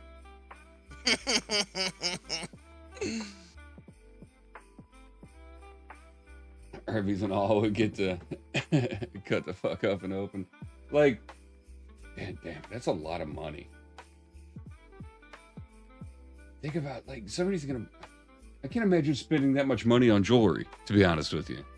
Even if I'm rich, like you know what you could do with $700,000 as opposed to wear it on your ears? And I wouldn't wear that shit out of the house. I'd be afraid someone would steal it.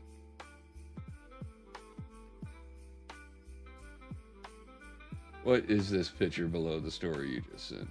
Jesus. That is the next story I'm gonna read.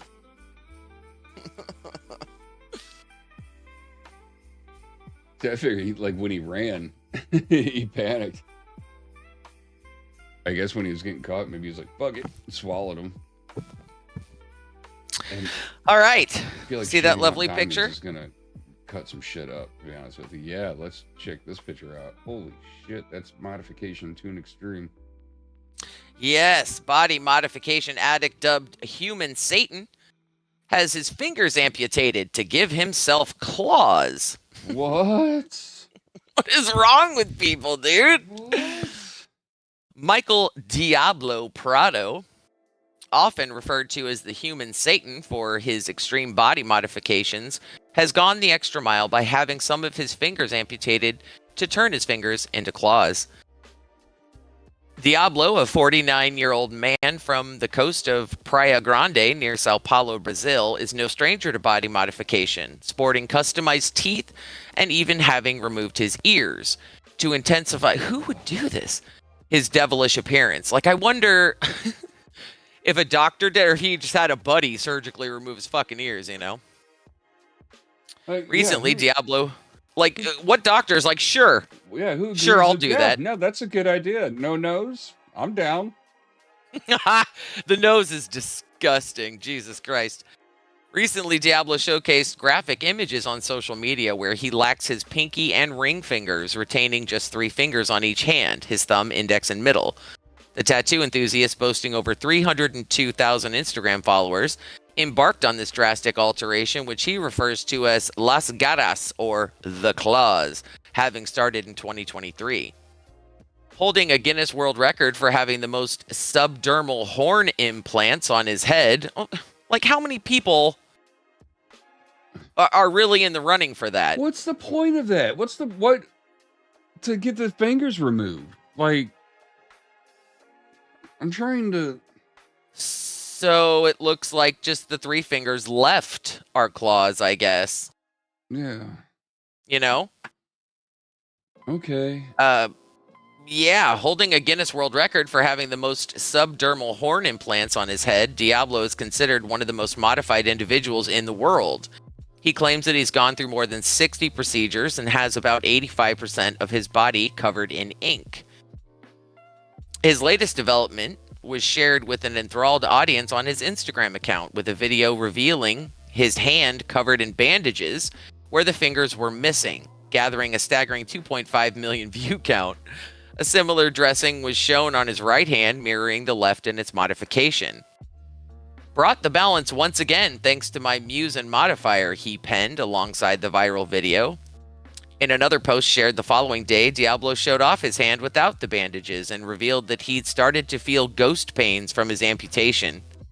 The Cleveland Clinic reports that phantom limb pains are common among individuals who undergo amputations, often experiencing these phantom pains at the site of the removed limbs. These can manifest as real pain emanating from the amputated part despite its absence. Yeah. The public didn't hesitate to flood the comments with their reactions, a large number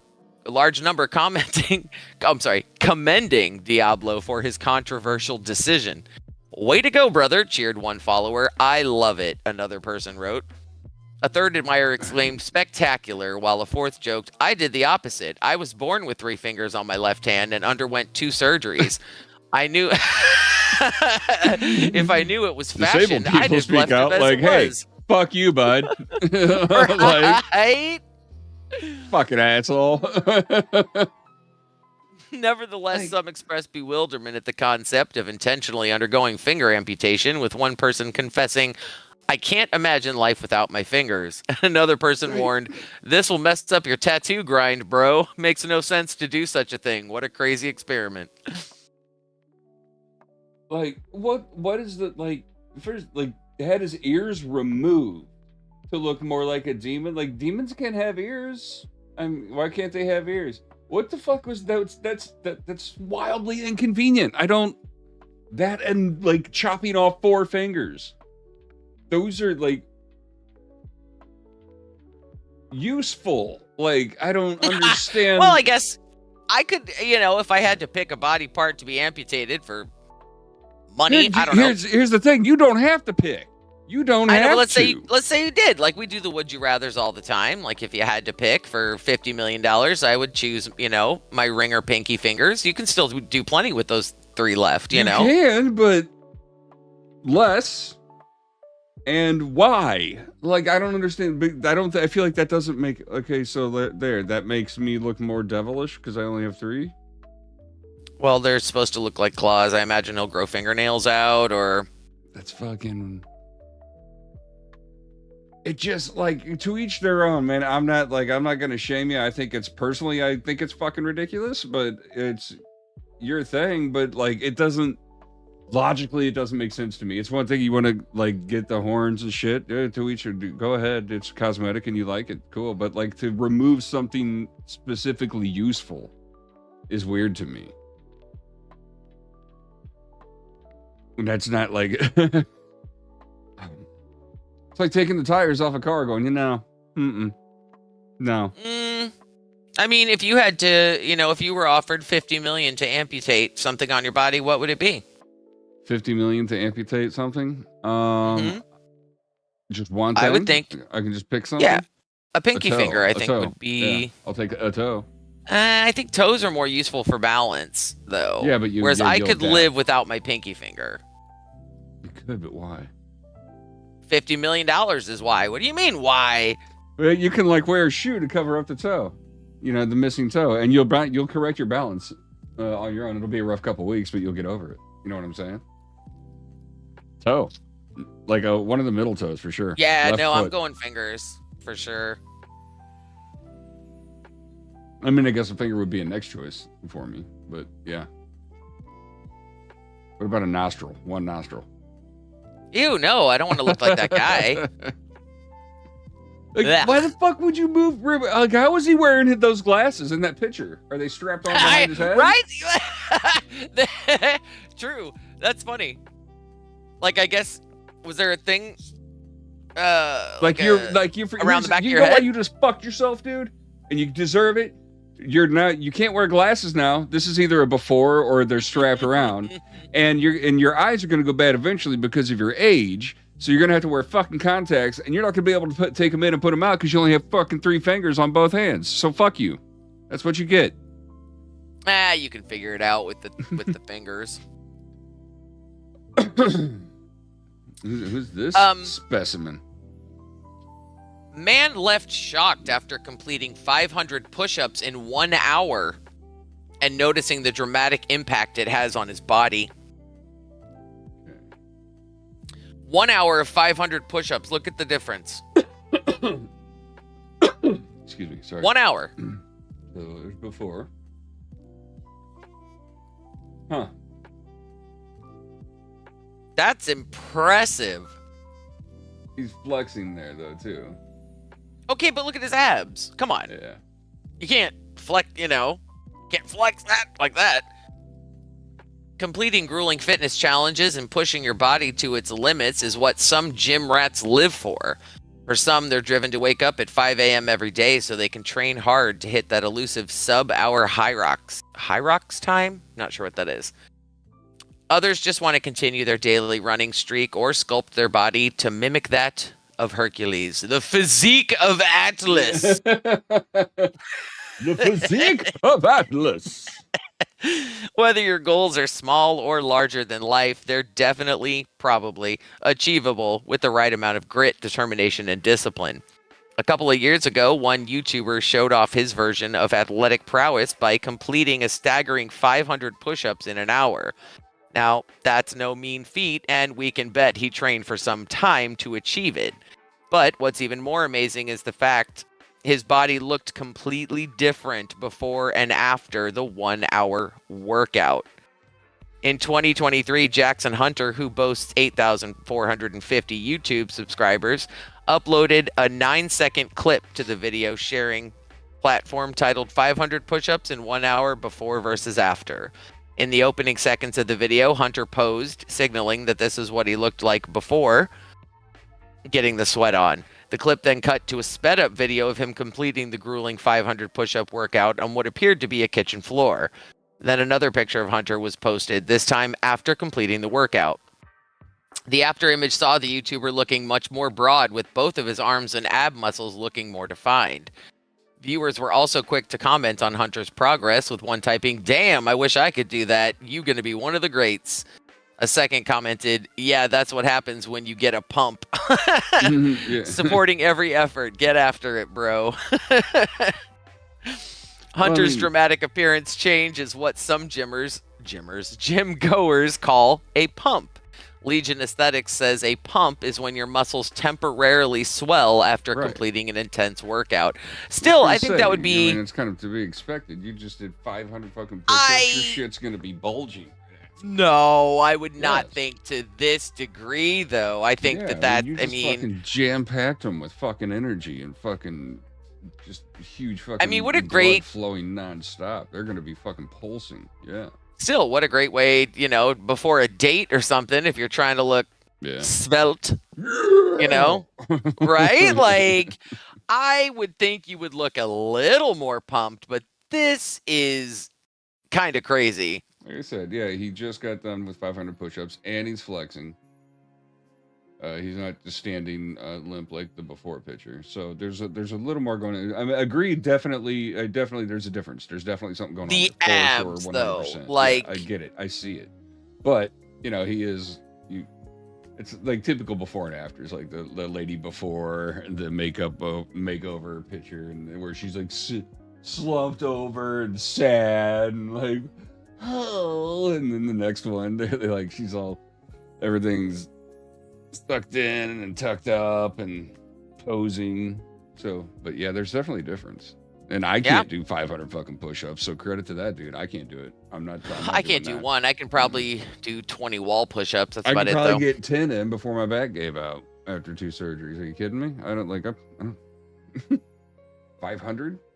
Yeah, I have no core strength. There's no. Oh my god, the thought of doing push-ups makes me want to barf because of my no core strength. That would hurt my back. Oh my god. Well, Like I might be able to beat him on the number of farts that come out while trying to do a push-up.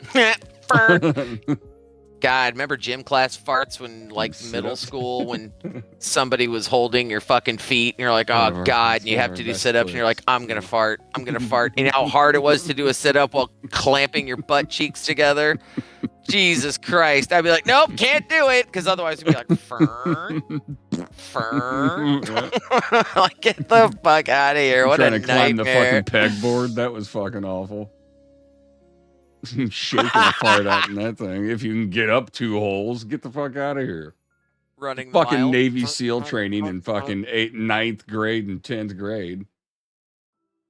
In And I front of a always had bunch of gas other in kids. school. 'Cause I held my Everybody did, poop. I especially 'cause, refused Yeah, you didn't want to poop in school. to poop. You tried to And you have fucking to eat fight lunch that. so fast. The fucking most of the toilets in our school, in my high school, in the boys' rooms, didn't have doors. So Really? yeah, they got just beaten and broken and written on and stuff, and they just fucking weren't there. Or if you did, they didn't lock, and so. Yeah, I mean, you kind of just took your chances. You had to go. There's nothing you could do, but yeah, you tried to avoid it. And then they fucking feed you pasta and taco bar. Like, come on, You got to eat in 10 minutes flat. Of course you got gas. right? So I am going to touch on the Casey Anthony coming onto TikTok thing. Oh, I shouldn't have said something earlier. Sorry. No, I'm going to just read a little news story about it. We're not going to watch it. What happened, Casey Anthony slammed for TikTok launch as she boasts, GLDF I'm a 1 legal NCH advocate played. Did your 14 balls years drop after off the for most hated 500 mom is channel acquitted of points? daughter's death. That's what it was. A legal advocate. hmm Casey Anthony is back in the public eye as she's decided to join TikTok almost 15 years after she was found not guilty in her daughter Kaylee's death in a trial that rocked the world. The now 38-year-old promoted her Substack and said she is now a legal advocate. Comments that left viewers reeling. A legal advocate of what? I don't For know. What? You got just. Casey's I'm an advocate for legal. I don't know. Maybe she says. I have no idea. Like I said, I didn't watch the full video. It was 3 minutes long. Casey said in her 3-minute video, I am a legal advocate. I am a researcher. I've been in the legal field since 2011, and in this capacity, I feel that it's necessary, if I'm going to continue to operate appropriately as a legal advocate, that I start to advocate for myself and also advocate for my daughter. Fuck you. Right? For those Fuck of you you. who don't know, like who doesn't know, my name is Casey Anthony. My daughter is Kaylee Anthony. No, your daughter was Kaylee Anthony. My parents are George and Cindy Anthony. This is not about them. This is not in response to anything that they have said or done. The whole point of this is for me to begin to reintroduce myself. Casey also hinted at the brutal backlash she has received since becoming an obsession of millions in 2008. She said, as a proponent for the LGBTQ community, for legal community, women's rights, I feel that it's important that I use this platform that was thrust upon me and now look at as a blessing. Thrust upon you? You as entitled opposed to the curse bitch. that it has been since 2008. What? What the fuck? Who the fuck I'm does gonna she read that think again. she is? I'm gonna what's read up? that part again. Holy shit. As a proponent for the LGBTQ community, for legal community, women's rights, I feel that it's important that I use this platform that was thrust upon me and now look at as a blessing, as opposed to the curse it has been since 2008. I am proverbially standing in the light, embracing this piece, still going to keep my privacy intact, and I will explain in great detail why it's so important for people to protect their privacy. With the current climate in our country especially, it's that much more important. Users on X were left raging. Am I crackling again? It feels like you're building up to it. God damn it. As they were quick to respond in the comments section. One person said, Casey Anthony being on TikTok was not on my 2025 bingo card, and the amount of followers she has makes me physically sick. That's what I said. I was like, why is there one? Right. Screw that baby killer, a user raged. Another reacted, we need to shame Casey Anthony right the fuck back into obscurity. There will never be enough time passed to erase what she did. Who let her on TikTok? Casey was dropped into the spotlight after her daughter Kaylee was missing for months. Eventually, she was charged with murder after the 3-year-old was found dead in the woods near the home of Casey's parents. While Casey was found not guilty of murder, she was convicted of lying to law enforcement. In the shocking series, Casey claims she still doesn't know how her only child died and shot down the theory that she drowned in the family pool. She also believes her father George was involved. She said there was nothing for her to have shimmied up. To me, there's no way of explaining that unless George put her in the pool to cover up what he did. Oh, so I guess she's still estranged. Yeah, she always did. She did? Yeah. Yeah. You know, like, I got flagged on TikTok the other day for calling someone a bootlicker.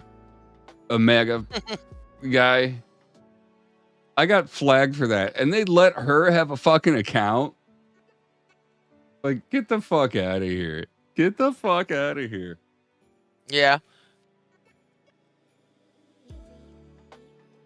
Oh, she's such a piece of shit. Like the nerve, the gall, the balls.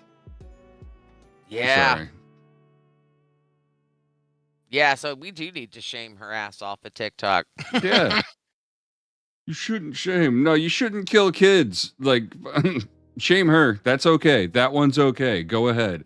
And I'm going to go out on a limb here, and forgive me if I turn out being wrong, but I'm going to go ahead. I'm not a part of the LGBTQIA community, but I am an ally. And I'm going to go out on a limb here and say that they don't want you speaking out for them. I'm going to say that they don't want you being their legal representative or advocate. They're good. I'm going to go ahead and tell you that they said no thanks. Women's rights. And women, too. I'm going to go ahead and speak on behalf of women and say all the women also said no thanks. You don't have to ask them. Just trust me. Both of those groups said no, they're good. What the fuck does she mean thrust upon her? Right? Fuck out of here, man. Thrust upon me? You mean how you murdered your fucking kid to party? That's what I'll never forget is the pictures of her partying literally that night and the next day, knowing full well her daughter was missing. Oh, yeah, that's fucked keep up the charade, right? I guess. So the last story I have before we scooch on to the video portion, I don't understand this reference, which is why I'm going to read it.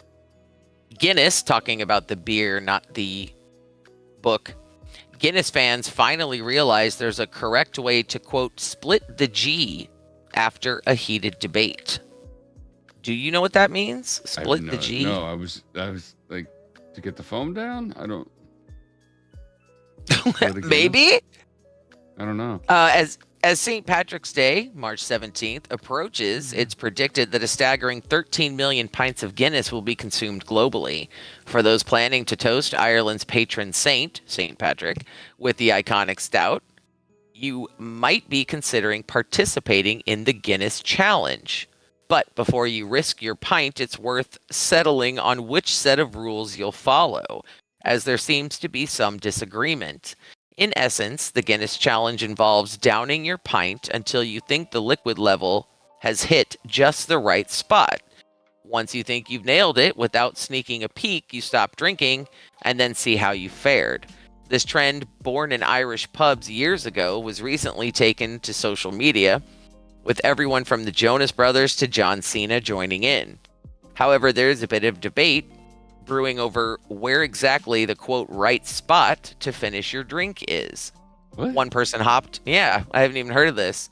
One person hopped onto social media to flaunt his pint drinking skills, posting a snap of his Guinness with the frothy head, stopping just after the famed harp emblem. He boasted, "Kinda crushed the Guinness challenge, and don't tell me about how to do your Guinness challenge. This Guinness challenge is better." But not everyone was raising their glasses in agreement. One critic insisted if you don't split the G, you lose. So I don't I follow guess- at all. So, like, So how you much have you a can take in pint. one gulp to No. finish a pint before the head? no, you have what? You have a pint glass Right. with the word Guinness on it with the emblem, Okay. right? So it's got the harp. Here, I'm gonna post a picture of what it's showing in this thing. And so I wonder if they mean split the G means that the level of beer you have left has to cross through the G. So you chug until you think you have hit, there's the picture, the correct Okay, amount so you're trying to bring to the do beer that. level line down to that spot. Yeah, that's what I think. Okay, so it's not to finish it. Oh, it's just for one. So in like one drink. Okay. I mean, get kind it. of. No, I mean, maybe 2 or 3. I don't know.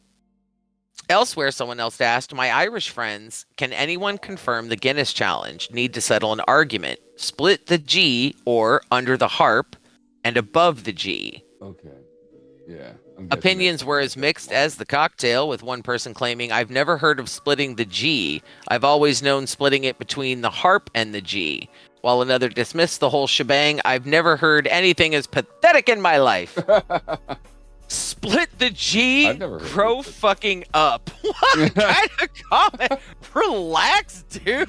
Hey, fucking easy, man. There's a lot more shit to be worked up about. Like, I don't even like Guinness. Nothing against it. Guinness and Jonas 77. But, like, I kind of want to try it. But, like, Guinness is too much for me. It's too thick. It's too Yeah, but it's like 3 sips. It's hardly. Yeah. But, Thankfully, Jonathan Sitson, the whipped cream wizard at Quick Whip, has poured cold cream on the fiery debate. Right? What the fuck? After getting the official word from the bigwigs at Diageo, the owners of Guinness, he confirmed that the only correct way to split the G would be when your first uninterrupted sip lines up with the line on the G and the E. okay, so the middle of the in the top of the swoop on the G. You know what I mean? So it splits the G and then Because the middle second line, if you look E at line. The line of the G of the E is at the same level of the G, lower part of the G. He also shared a step-by-step guide on how to master the perfect G split. Start with a properly chilled pint in a clean, tilted glass, and then take a deliberate, uninterrupted gulp, aiming to precisely align the foam's edge with the horizontal line of the G and E. So it's the top of the foam, not the top of the beer as well. So Maintain the a steady pace to achieve a clean and even split. So you're taking a gulp, to bring the top of the foam to split the G. Correct. Okay. G split that hits the G spot, right? Yeah, I could see that being kind of difficult to do. I mean, also pointless, but Yeah, that's what the fuck. What a dumb thing. What a dumb thing to be mad about. I know, like, how do you Grow up? fucking like, fucking up. settle down. Grow up. Like, how does that have anything to do with Relax, Rita. it? Jesus. What the actual fuck? So that's all of the weird articles I have for today. Nice. If you want to start with Ray or the videos. Wait, Ray might not be in there actually. Ray's not. Let me know if it's not. Okay, hang tight. Firefighters in reverse is first. I finally added it to the thing, and I'm so...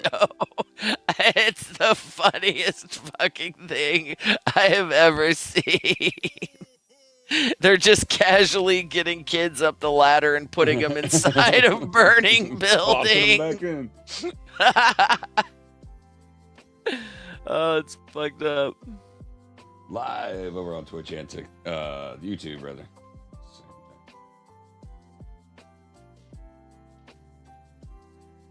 So am I starting with the firefighters, or are you? No. Hang tight. Sorry. Okay.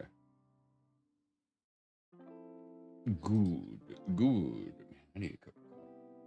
I forgot I didn't put the Ray in yet because I found a different Ray, a better story that I wanted to do. So it should be there in 10 seconds, less than 10. I didn't know firefighters in reverse was a thing until like a week ago. Until Halo introduced me to it. Oh my god, fucking hysterical.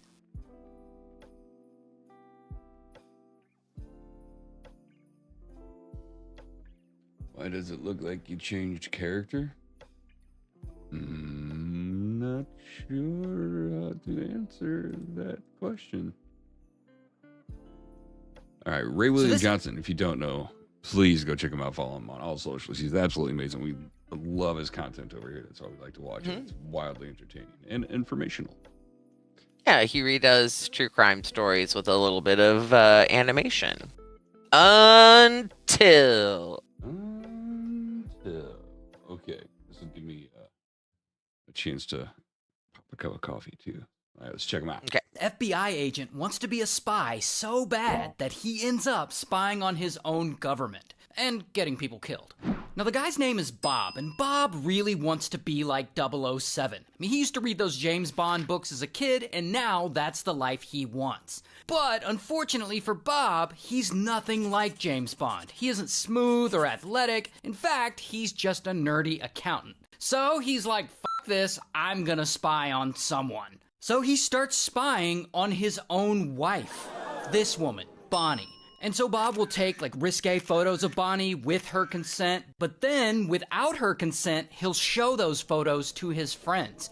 Not only that, he low-key sets up a CCTV camera in his bedroom that's hidden behind a photograph, and Bonnie doesn't know about this camera. And so Bob will film them smashing and then later show that to his friends. And his poor wife has no idea he's doing any of this. Dude is just trash. But anyway, in 1976, his dream finally comes true. He gets an opportunity to be an actual spy. Because one day, when he's 32 years old, he applies to the FBI, and he actually gets hired. And they only have him working on financial crimes and accounting stuff, but whatever, his foot is in the door. 3 years later, he gets relocated to New York City, where he works in the Soviet counterintelligence unit. And here he's like, this is it, this is my big shot, I'm gonna be like 007. But unfortunately, they kind of stick him doing administrative work, handling classified data and stuff like that. And this kind of pisses Bob off. I mean, he got into this business to do espionage. How dare they undervalue him? So he's like, fuck this, I'm gonna be a spy no matter what. So one day, Bob goes over to a local Russian trading company in Manhattan. and he just walks into their offices and he talks to them and he's like, I want to be a spy, so let's make a deal. I'll give you some FBI secrets and in return, you pay me money. Now, keep in mind, this is all happening during the Cold War, so tensions between the Soviet Union and America are really high, and this local Russian trading company isn't actually a local Russian trading company, it's actually a front for the GRU. The GRU is like the Soviet equivalent of the CIA. And so these Russians are sitting there listening to Bob's crazy idea, and they're like, Konyeshna? And so, boom, they have this arrangement, and finally, Bob is officially a spy. Just, for the opposing team. And soon he's communicating with the Soviets over encrypted radio transmissions, and they dead drop him cash. And he's telling them about some Soviet places that the FBI has bugged. He's telling them the names of suspected Soviet informants for the FBI. And some of these informants he's naming end up getting arrested in the Soviet Union or executed over this. But Bob don't really care. He got what he's always wanted, plus he's getting paid. So he keeps feeding them more information and more information for about a year. But then, in 1980, he gets caught. But not by the FBI. They still have no clue he's doing any of this. Bob gets caught by someone else. Because one day, Bonnie, his wife, is at home, and she walks into the basement, and Bob is there. And he's like, oh, don't come in, I'm wrapping presents. But actually, he's looking over some communications with the Soviets. And she actually catches him in the act with these letters that he had written to them. Oh. Now, at this point, Bonnie could turn him into the FBI, but she's not going to do that. She loves Bob. And she's also super religious. So instead of all that, she takes him to her church, to her priest, to confess. And so Bob goes and he confesses all this espionage he's been doing to this priest. And the priest hears all this and he's like, holy shit. And now the priest wants to turn Bob into the FBI. But instead, he makes him a deal. He tells him that he won't turn him in if he agrees to donate all the money he made from the Soviets to charity, which at this point he's made around $30,000.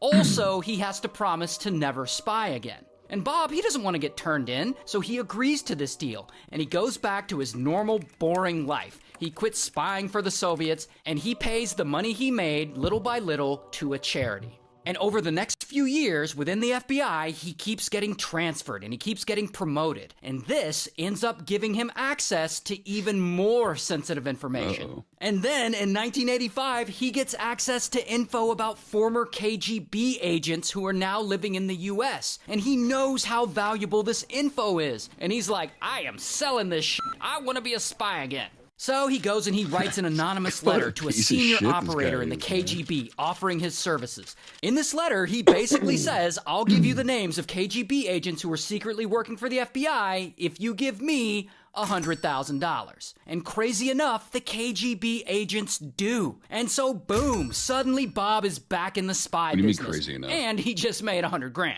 So for the next 6 years, Bob hands these KGB agents U.S. secrets, sensitive U.S. information, blowing people's covers, snitching on people, and the KGB pays him tons of money in return via dead drops. But then, if you know your history, something really crazy happens. In 1991, the Soviet Union suddenly collapses. So now you've got all these former KGB agents who are approaching U.S. intelligence agencies and feeding them information and exposing their U.S. informants. And so Bob, he starts to get worried. What if they snitch on him? And so he's like, all right, this is too risky, time to quit. And he slows his spying down to a crawl. For years. Then, around 1999, he's like, all right, let's get things going again. And he starts feeding Russia sensitive FBI intelligence information. And they're paying him. They're paying him really well. So at this time, Bob has been doing this scam for nearly 20 years. And he's made a ton of money from it. And it seems like bro is just never gonna get caught. Like, how do you, Until. How do you so think the you're not gonna FBI, get they're caught? not stupid. This isn't their first rodeo. They know there's a mole in their organization. They just don't know who. So they find former KGB agents and they start offering them money to give them information on any FBI moles, past or present, who may have sold them secrets. And then finally, one former KGB agent agrees to hand over a file about FBI moles that the Soviets had worked with. From these files, the FBI is able to extract that the mole is their own long-term agent, Bob.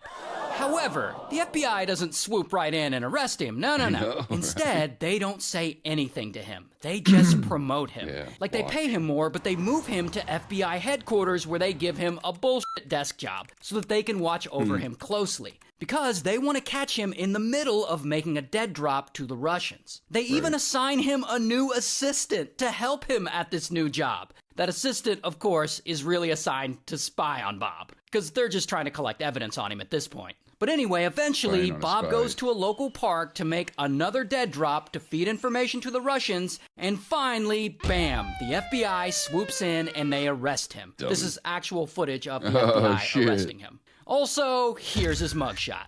And so, at the end of it all, Bob had been spying for the Soviets in Russia for over 20 years and had made around $1.4 million from it. And so Bob, he takes a plea deal, and instead of death, he gets life in prison. Here's actually a picture of him in prison. And a huge shout out to Leonardo.ai for sponsoring this video. If you want to make really cool art for your videos or just for your life, like this or like this, then sign up for Leonardo.ai. Ray William Johnson, definitely go check him out. Like, he did all that shit for 20 years and only made $1.4 million. Like, what a dipshit. Yeah, but you got to think it started in the 80s and 90s. You know what I mean? Charging millions of dollars in the 80s for that set. Like, it's literally death sentence. Like, yeah, no, you're fucking. Yeah, but they're not gonna pay him that. You know, he's just some dude who's a wannabe fucking 007. What a shitbag, man. what a shitbag. All right, so we got another Ray William, and then I want you to scroll to the top. And then we're going to do the Halos FYP segments, and then we're going to go back down to the bottom to the Mr. Ballin clips. Okay. And Ray William Johnson. Absolutely amazing. Go check him out. YouTube, TikTok, Instagram. If you've ever seen mafia movies like The Godfather or Goodfellas or even The Sopranos, then you probably thought, oh, it'd be so cool to be in the mob. But what if you worked your way into the mafia, unalived a bunch of people, and then got caught by a Google streetcar? This is wild. So this guy, his name is Gamino. And Gamino, he's in his 40s, he's from Italy, and Gamino's also kind of a hard ass. He's the crime boss of this mafia clan in Sicily. And he's caught up in a feud with another mafia in the area, so he's doing all kinds of illegal stuff. Like sometimes, blam, blam, he's gotta take a few guys out, because that's what you gotta do when you're up in that mob shit. And like at one point, he's allegedly involved in murdering an anti-mafia judge, which they do by placing a bomb in the guy's car and kaboom. No more judge. So yeah, Gamino's hardcore. He doesn't play around. And because he lives this crazy mob life, that also means he's in danger of either getting unalived or getting busted. And one day in 1998, Gamino is hiding out in Barcelona, and it finally happens. Bam, he gets busted. And I believe this is his mugshot. And so he gets shipped back to Italy so that he can go to trial. He gets found guilty, and they throw him in an Italian prison.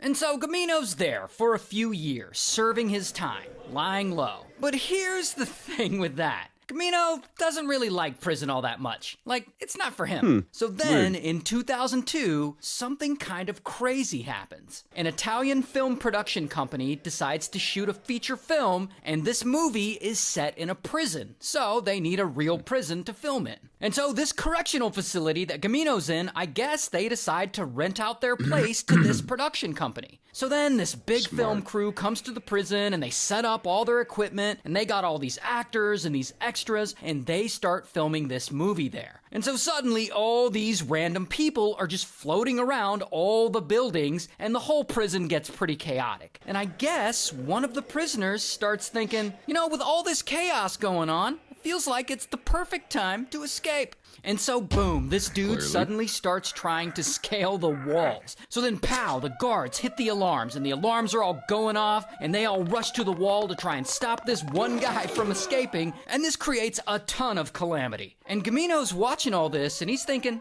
hey, maybe I could escape. See, here's the thing about prisons in Italy. In the US, most prisoners wear like standard orange jumpsuits. But in Italy and most of Europe, prisoners actually wear their own civilian clothing. Like within reason. I don't think they're allowed to just show up in like a thong or something. But they wear their own clothes. And so Gamino, low-key, slips in with all the movie extras and film crew. And because there's this prison break going on, the prison staff go to the film crew and they're like, all right, for your own safety, you all need to get the hell out until we can fix this issue with the guy trying to scale the walls. And so then the guards usher all the civilians out of the prison and they unknowingly usher Gamino out with them. It's so stupid, it's almost genius. Regardless, now he's finally a free man. But he knows he needs to get the hell out of there and probably get the hell out of Italy altogether. So he flees Italy, and he makes his way over to Spain. And there, over the next few years, he starts making a new life for himself, away from everyone he once knew, so that no one will ever find him or figure out that he's a wanted ex-mafia boss. And so he finds a little town right outside of Madrid where he can live, and he changes his name, he cuts off all contact with his family and everyone he used to know back in Italy, he gets a job in a restaurant as a cook, he eventually meets a nice woman in Spain, and he gets married. And then even more years go by, and he opens his own restaurant, like an Italian restaurant where he specializes in pizza and Sicilian food,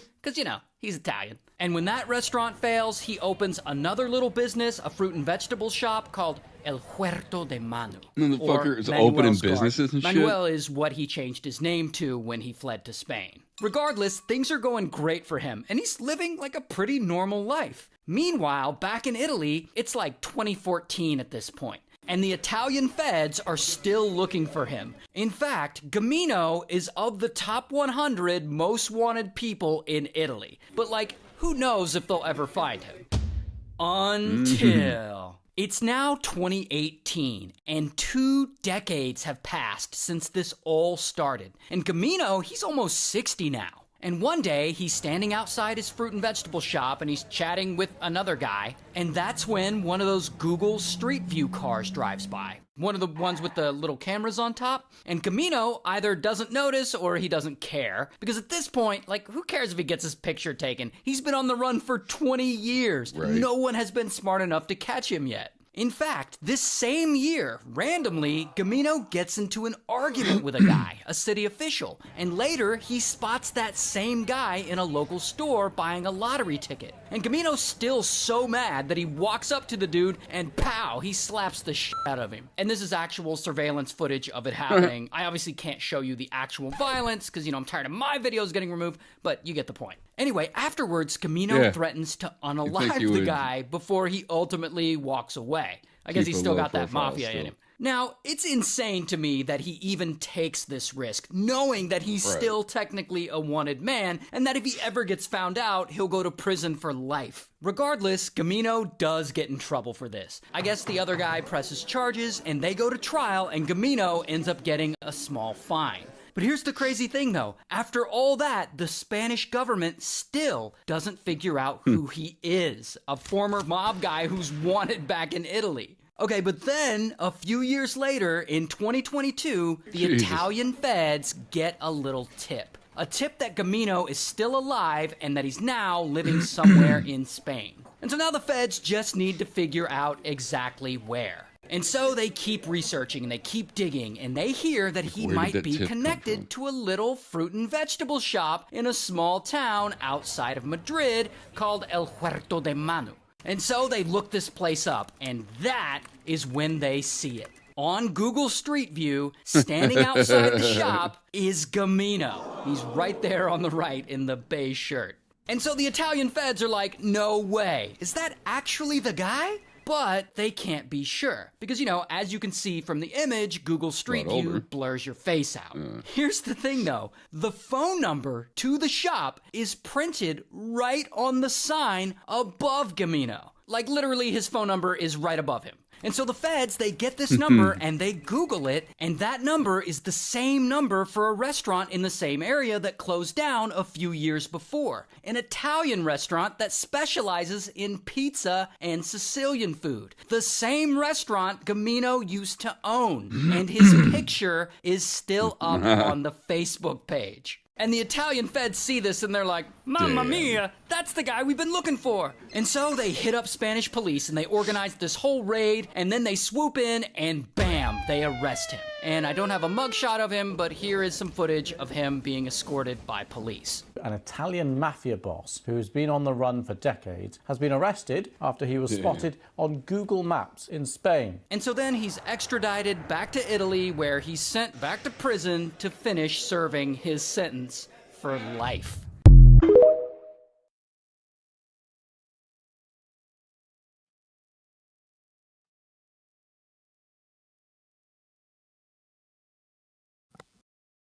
Right.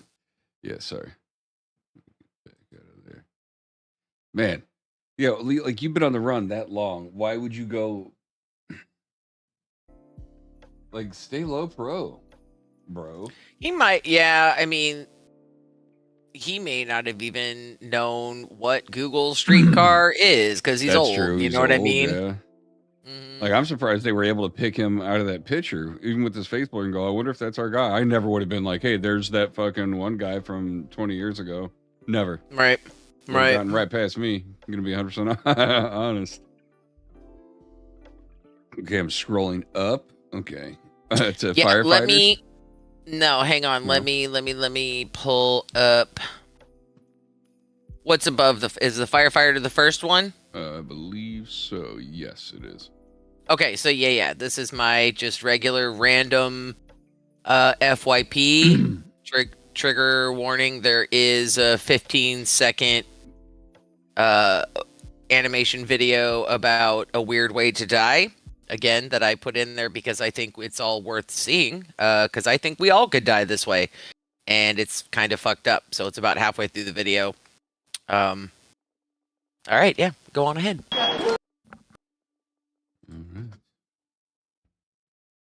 Halo's FYP. Oh, I didn't play my song. Hold on. It might be cats, it might be dogs, it might be people falling over logs. You never know. It's what you'll see. This is what we find on Halo's FYP. Halo's FYP.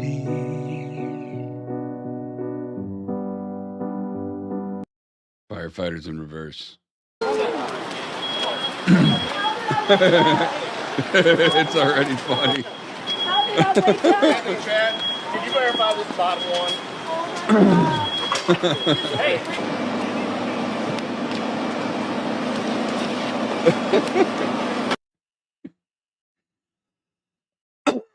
I have to go to Target right now to get a mouse trap and face wash. Do you want to come? I'll buy you a Diet Coke. Hi, what are you doing? I was just gonna ask if you wanted to come over and sit on my bed while I fold my laundry. Hi, do you want to come over and watch YouTube with me? I think I have White Claws in my fridge. Hey, I don't know what you're doing right now, but if you're free, do you want to come with me? I have to drop off my tax forms to the postal service.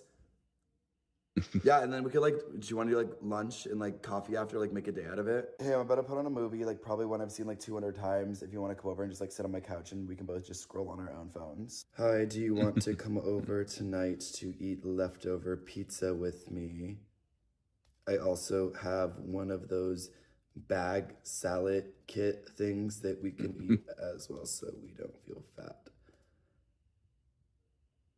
Wait, just kidding. I'm 95% sure it's gone bad, so. But I still have the pizza, so. Those things go bad in 20 minutes, man. They're fucking ridiculous. Does anyone else have this problem? Every time I eat celery, my lips swell up instantly. Watch. For the love of I Pete. don't understand. I love celery. I don't have to stop eating it. Does anyone else have this problem? Get out of here. Guys, Oh, you have to scroll up. It's not fully showing on stream. My fucking face. It's all right though. Well, it's. Oh, it won't let me. It's the way it sent it, babe. Was the most painful fucking shit I've ever done in my life. Like, I have acne scarring on my face that I'm trying to get rid of. This shit fucking hurts. I was trying to walk. Shut the fuck up! My skin better be fucking good after this. He had salmon sperm injected into his face? Is that what I'm getting?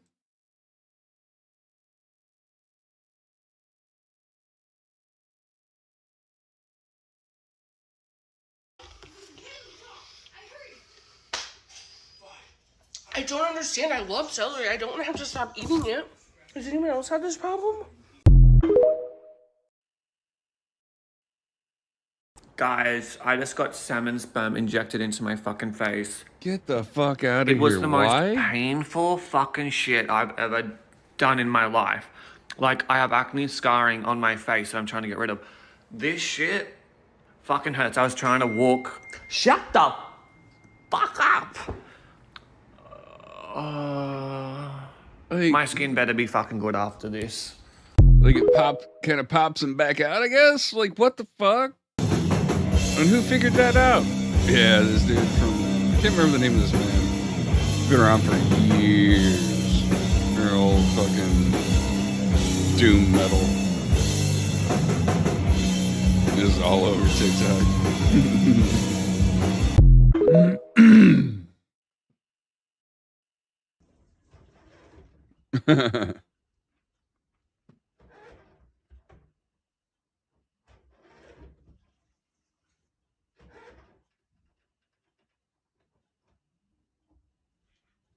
Pentagram, yeah. Yeah. Can remember their name. Yeah, they've been around for years. When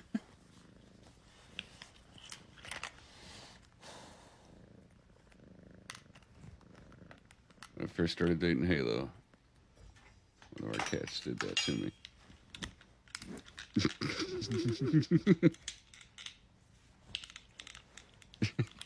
What the fuck? Nope. Oh my god, oh my god, oh my god, oh my god. What the hell do I do? What the hell do I do? I don't know what to do. Send help, 911. Oh my god. Oh, Miss Rigby. Hi, baby.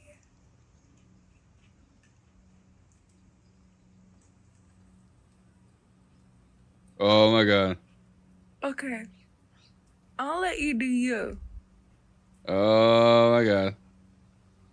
No. Oh my god. Run! Oh god.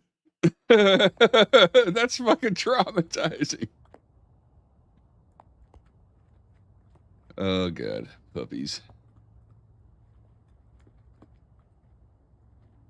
Oh jeez, that's pretty adorable.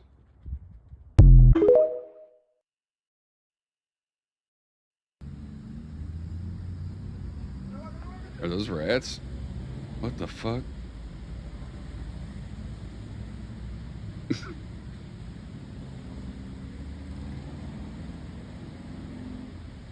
Yeah, dude. Yep.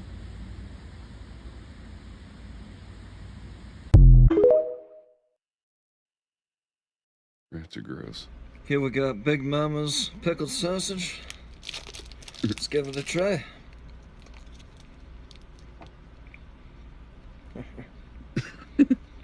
Oh man, that's pretty good.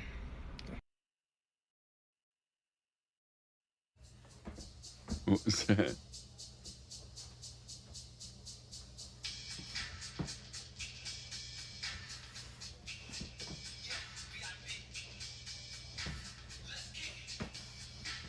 This is me.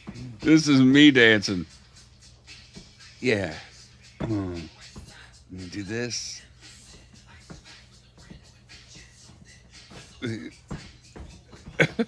What's happening? What was she moving? Like a candle dance.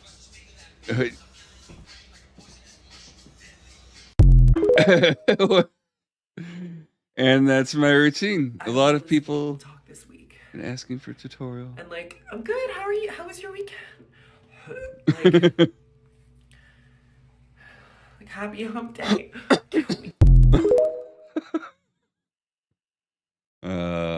I'm trying to tell y'all, don't worry about what people say about you. They're going to try to belittle you. They're going to try to cellulize your name. They're going to try to sabotage you. They're going to just try to do anything they're trying to do to destroy you. Destroy you. What? This is your FYP. Yeah, I was going to say, this is where I keep seeing him too. Yeah. Salvatize? Her head got jammed between the car door and the payment machine as she tried to leave the parking garage, and her dead body was found hours later. At first, her death was a mystery, but when they played back the security footage, they saw that she'd leaned out of the car to pick up her dropped credit card. As she did this, her foot accidentally hit the gas, and the car sped forward, slamming into the machine. What?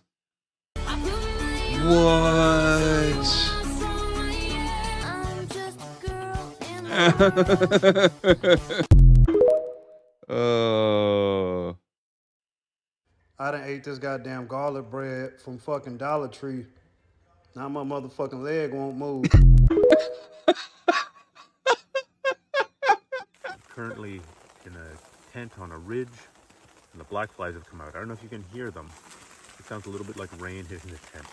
But every time I go out there, they are looking for a chink in the armor. They're looking to crawl up your pant legs. They're looking to crawl up under your shirt and just chew your stomach into a bloody mess. They're looking to crawl behind your ears. What?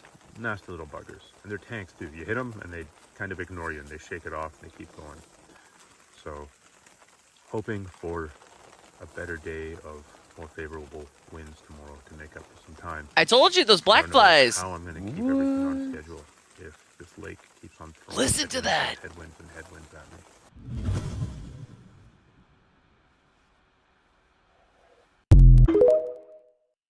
Gross.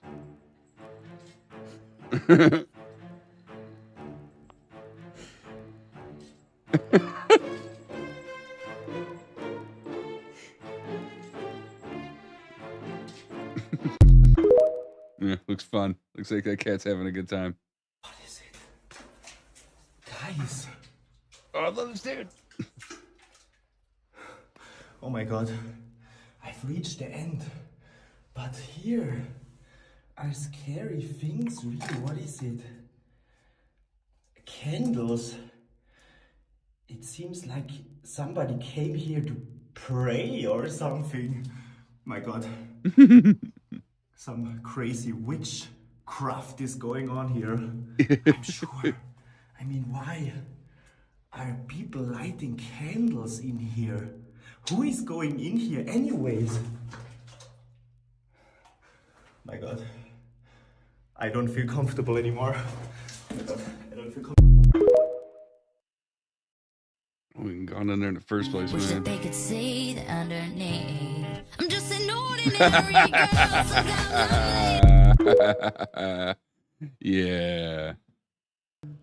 Not being allowed Oh, to gross. stay and create tremendous numbers of jobs. Well.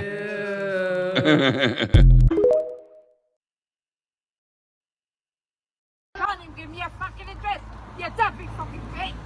You fucking wind up, pal. I tell you what, you lose something of yours, and then people wind you up. You stupid bitch.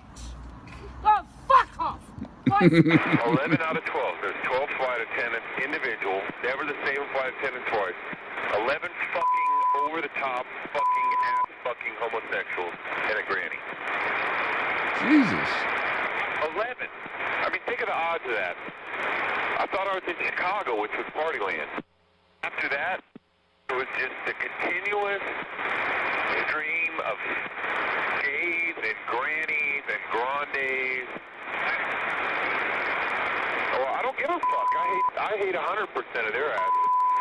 So, 6 Wow. months I went to the bar 3 times. In 6 months, 3 times. Once with the granny and the fag, and I wish I hadn't gone. At the very end with 2 Jesus. girls, one of them that was probably doable, but we ended up up, going to the bar and then to the crew room in St. Louis, and all these two women wanted to do was one wanted to berate her sister and the other wanted to bitch about her husband. Literally, for 3 hours, me and the FO. When that was done, 2:30 got back to my room. I'm like, why the fuck did I stay up? Okay, whoever's transmitting, you better watch what you're saying. Friendly. Dipshit. Fire him. You know what I mean? I still wouldn't want anyone to know if I had banged them. So, I mean, it was a complete disaster for 6 months. Now I'm back in Houston, which is easily one of the ugliest bases. I mean, it's all these fucking old dudes and grannies, and there's like maybe a handful of cute chicks. What? Someone's got a stuck mic and tell us all about their endeavors. We don't need to hear that. Houston. What a piece of shit, man. Oh my god, there is someone in my closet. There's no one in here. In there. There's no one in there. It's probably just a ghost. Are you saying my house is haunted? Fart in your panties and throw them by your closet. I don't think I have to fart. Shit your pants and throw them by your closet. It'll scare away any spooky ghosts. What? I don't have to shit. Just toss the panties. Fine.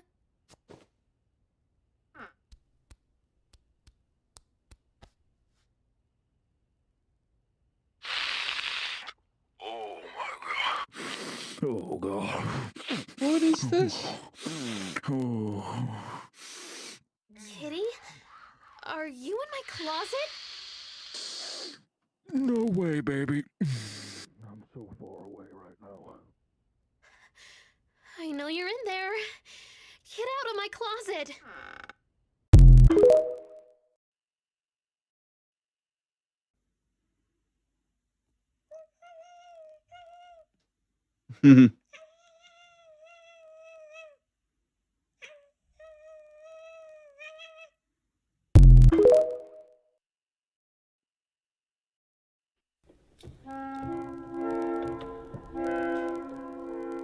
Huh.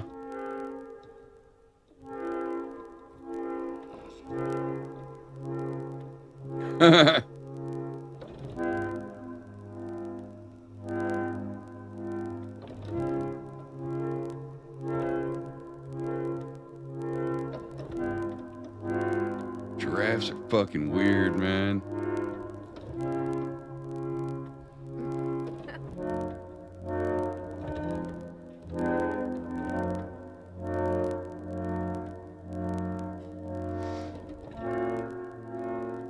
Like, think about it. That's the kind of thing you see like on a fucking sci-fi movie. An animal on a different planet. They're fucking weird, man.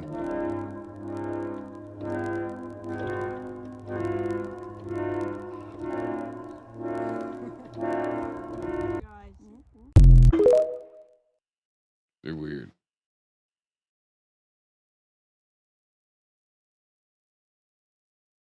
They're weird, bro. Giraffes are weird. Is that it?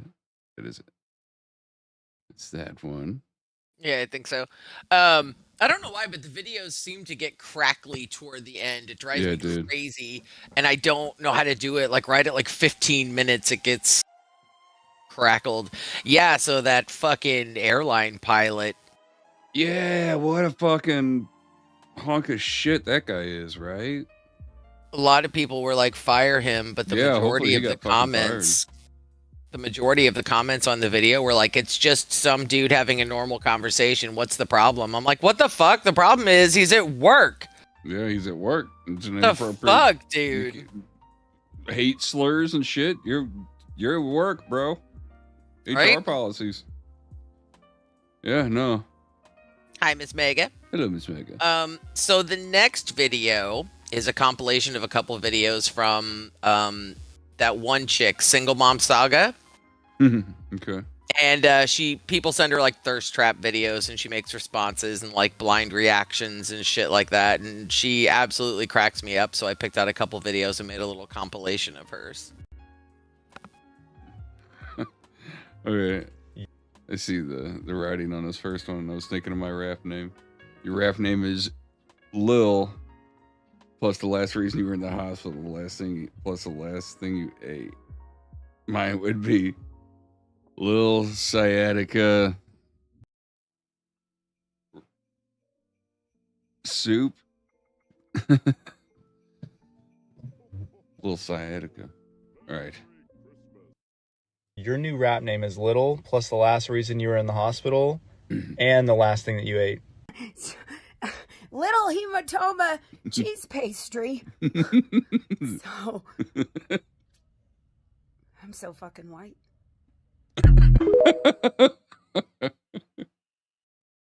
She gon' keep her hands in my pants cause she a freak. I told her that I'm celibate, ain't fucking. What do you want? I don't know what I want. Just do it again. Do it again.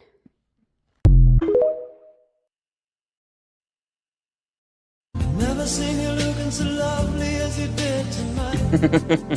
I've never seen you shine so bright.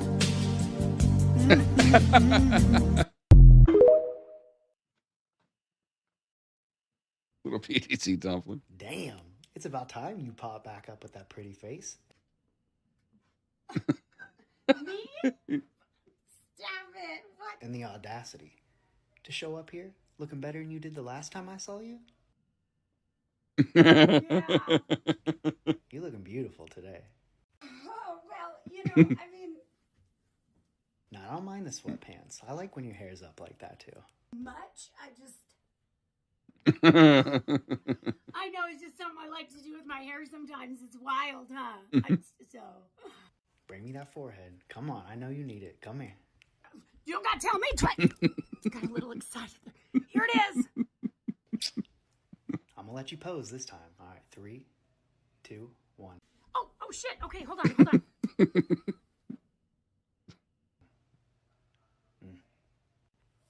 I feel weird making this video if I was that dude. Do you even realize how fucking gorgeous you are? I'm sorry you had such a long day, but I promise you look just as pretty as you did when you left this morning. I did go check the mail. You're right. I do. The wind's blowing, so thank you for noticing. It was good to see you. I'll see you again soon. Yeah, right. You too. See you soon. Okay. What? Yeah! Oh, it's still on. Shit. Yeah, she's fucking funny. All right, another day, another dollar. Gonna try to figure out Snapchat. So.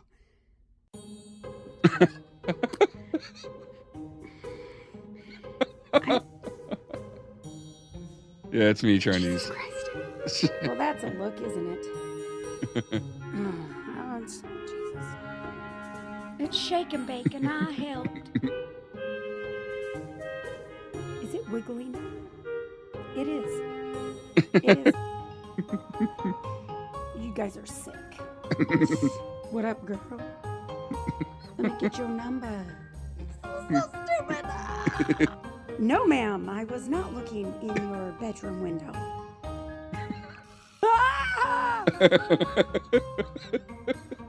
This one's not too bad.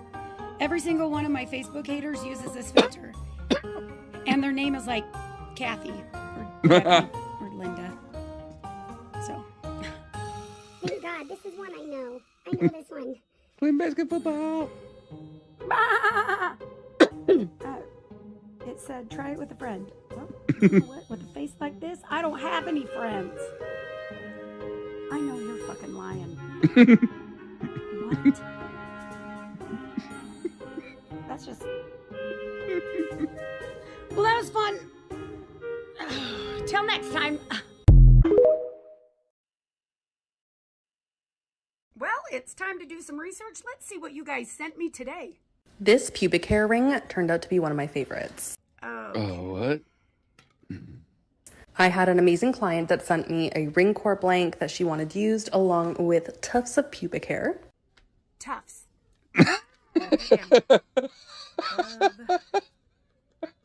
Pubic hair.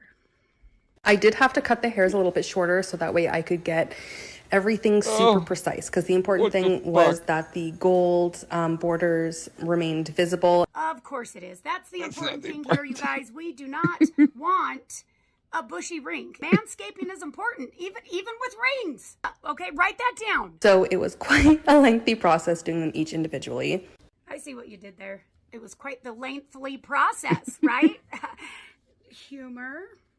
Did you know that the act of exchanging tufts of pubic hair goes back to like the Victorian era? No. Makes sense. That was the same Stop era that people were dying from syphilis. Write that down. Hairs are actually very, very, very subtle in this piece, but the effects are just so flippin' gorgeous. You're right. No. It is very beautiful. I just have a few questions. So, what if somebody's like, oh, that's a beautiful ring. Thank you. It has my ex-boyfriend's pubes in it. Do you want to hold the ring? What happens if you lose it? Put out a bolo?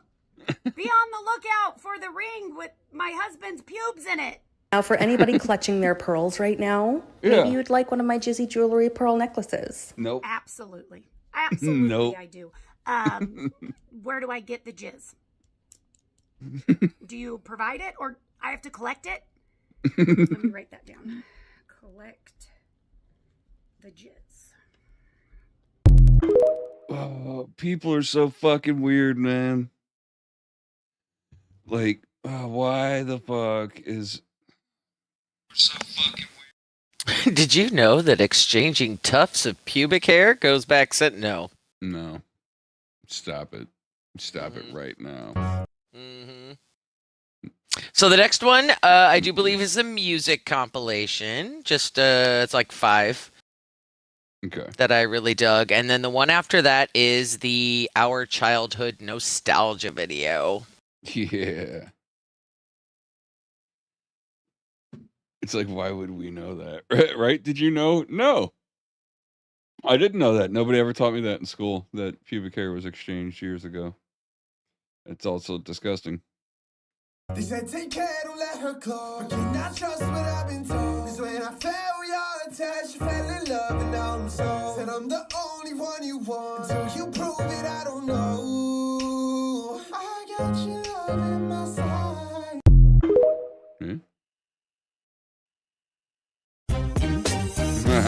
Becca. 1, 2, 1, 2, 3, let's go. Party like a rock star, look like a movie star, play like an all-star, like a porn star. Party like a rock star, look like a movie star. You gotta bring it in. I'm home. Yes, dear. I had a hard day at the sweatshop. They treat us like pigs. Management didn't give a damn about our needs and treat us like crap. Oh, baby, please make me something to eat. Make me a bubble bath. Rub my feet. Turn the TV on so I can go to sleep and do it all over again. Baby, I'm home. I had a hard day at the sweatshop. I'm angry. I don't know what to do. They don't pay us enough. Oh, baby, please get the newspaper out so I can find a new job that doesn't treat me like shit. Baby, I'm home. I had a hard day, honey. Rub my back, please, honey. That's, yeah. If you could only see the way she loves me, then maybe you would understand why I feel this way about our love and what I must do. Yep. If you could only see how blue her eyes can be when she says, she loves me. And if you have to leave, I wish that you would just leave, 'cause your presence still This song still fucking hits in a way. me alone. These wounds won't seem to heal. This pain is just real. There's just too much that time cannot erase.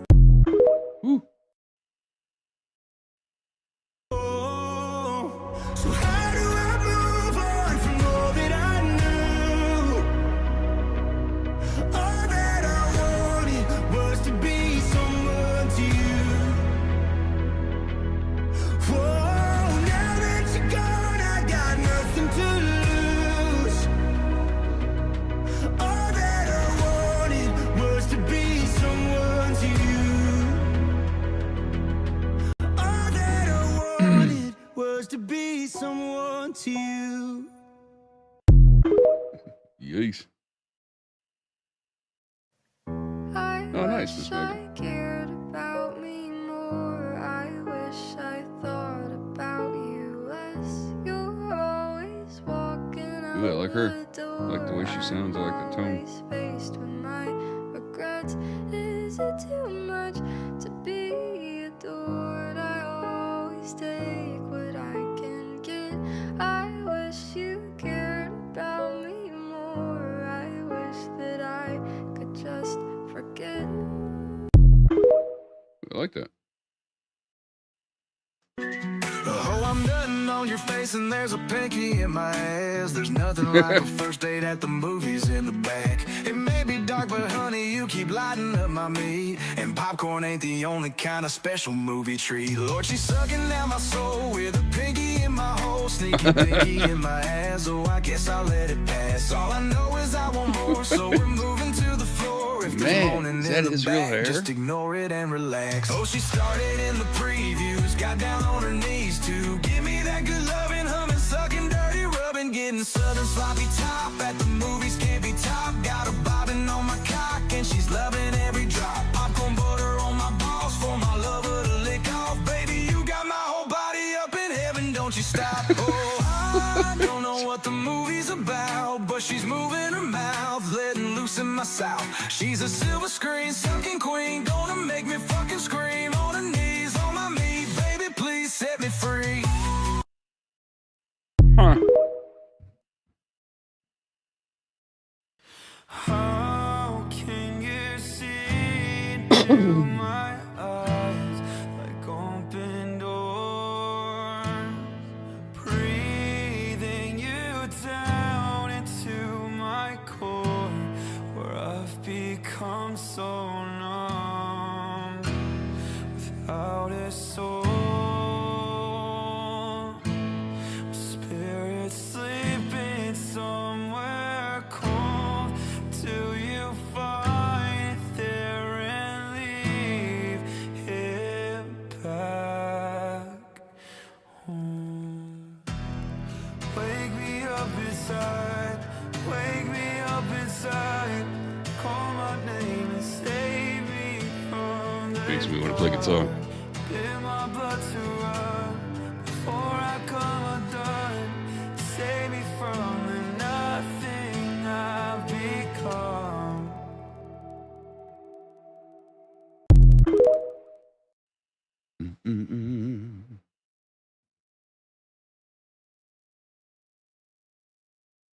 All right, so this next one is the time.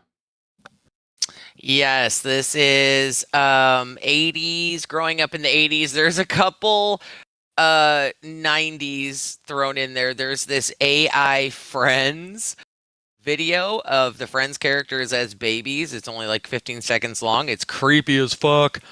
And then there's another one where this guy made a video of David Spade and Chris Farley and Tommy Boy going on Shark Tank, and he edited it beautifully. So that was like part of the 90s, and I threw it in there. So this one is like actually a little bit longer, but Okay. like I said, there'll be movies and stuff that'll come up. Like, how many of these have you seen? You can answer that too. Okay. So yeah, go ahead. Welcome to Gen X ASMR Blindfold Challenge. Put your blindfolds on. I hate ASMR. It's the AARP one.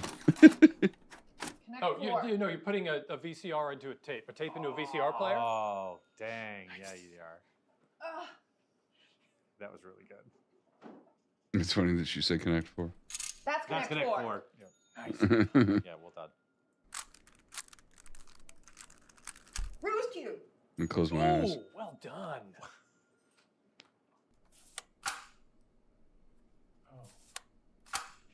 Oh.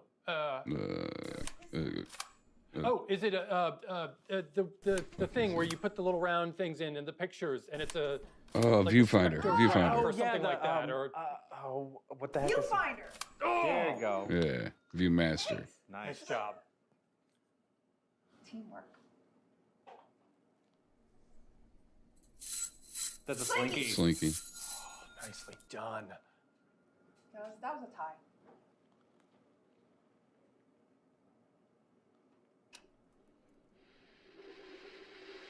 It's gotta be Halloween.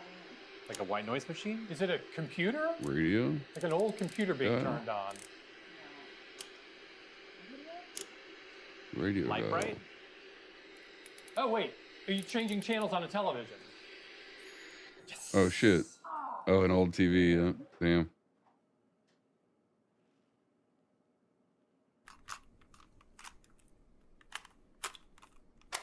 Cassette player. Oh, you're putting a cassette into a. Is it a Walkman? Yes. A Walkman. Yeah. A Walkman? No, God, I feel like remember wanna wanting a solve the Walkman. Rubik's Cube. I was always terrible at it. Ugh. Fuck. We're old.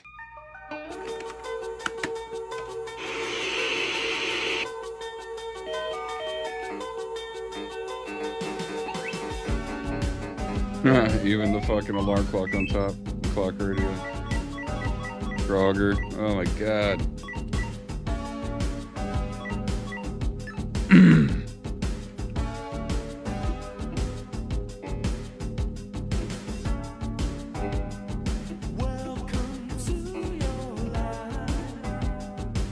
Jesus. So old. This is depressing. Nah.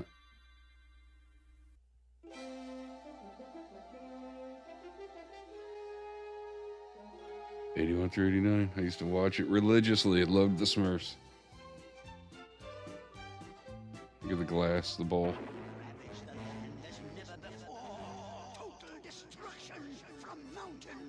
Sure.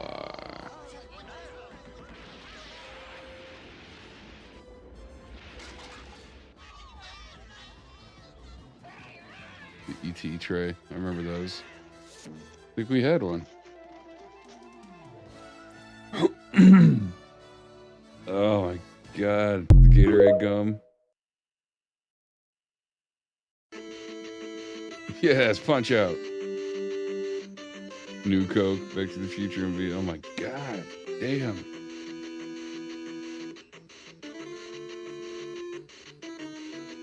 The Fat Boys cassette tape, top right.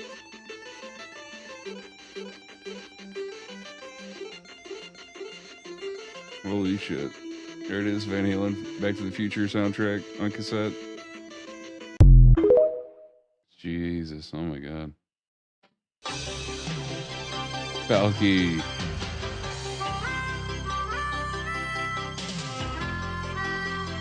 Used to watch this all the time. Sometimes the world looks perfect. Yeah.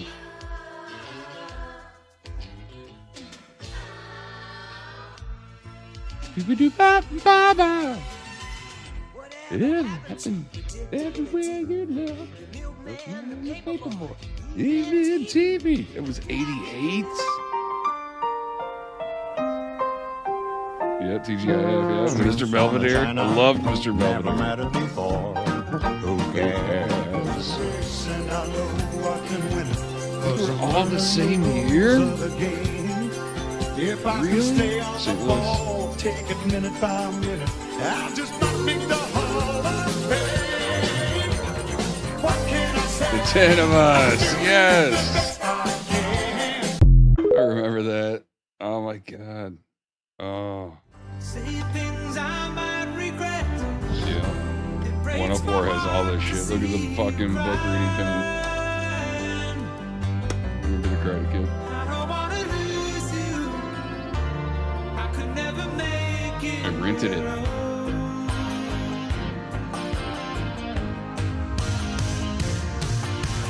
I am a man who will fight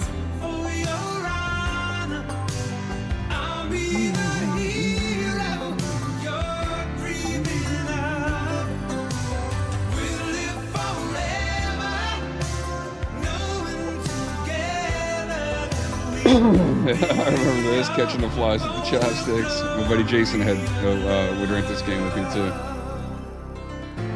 It was hard. You have an NES? Nice.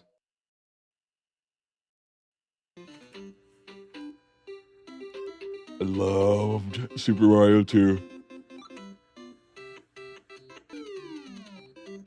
Bazooka gum right there. God, I loved this game.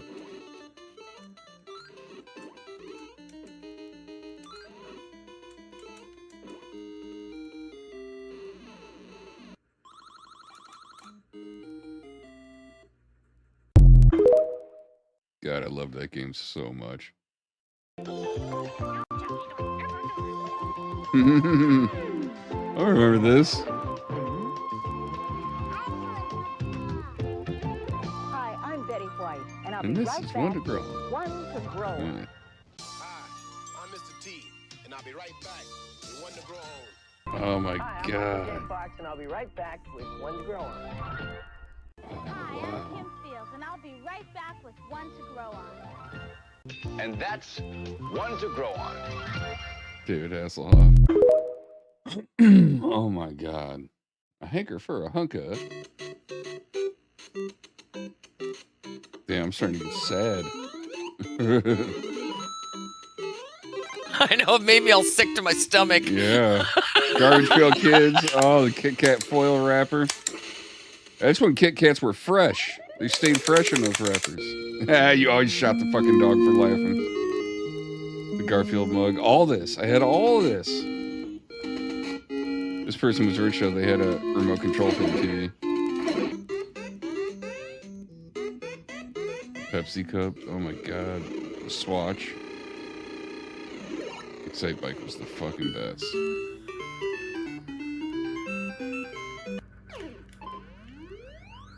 Duck Hunt was a scam.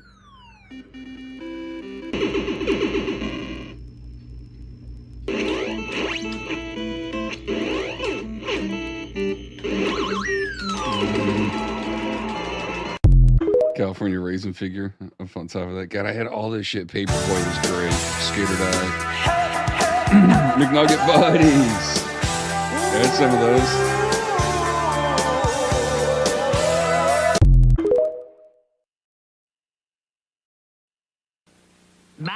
Ah, there it is. A hanker for a hunka. Yes. Do you ever get that hungry feeling after school? Boy, I do. I'm so hungry, I could eat a I think wagon I'd like wheel. a chunk of. When I'm slow on the draw and I need something to chaw, I hanker for a hunk of cheese. When my 10-gallon hat's a feeling 5 gallons flat, I got something planned, which is little cheese sandwiches. Come on. Here's a great little snack to tide you over till dinner. If you want something delicious and Used to love nutritious, these. cheese is a super snack. Look, a wagon wheel. When my get up and go has got up and win, I hanker for a hunk of cheese. What is that thing? What is When he? I'm dancing, a hold down and my boots kind of slow down, or anytime I'm weak in the knees. I hanker for a hunk of, Oh a my sliver God. slice, a chunk of, a snacker that is a winner, and yet won't spoil my dinner. I hanker for a hunk of cheese. Yahoo! I mourn for a childhood lost currently. You gotta fight for your right to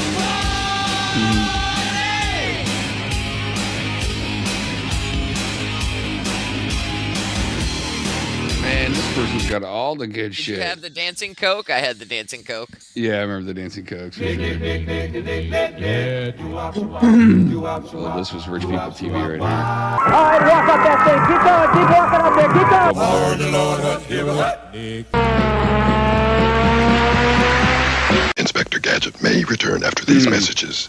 Aren't you glad You watching? You watching? You watching, Nick?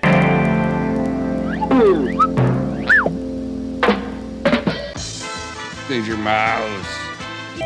Yes.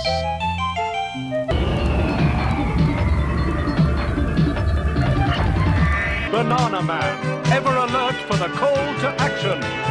If you can find the hamburger hidden in this picture, then you can win a run through our prize-filled house, where what you find is what you keep on Finders Keepers.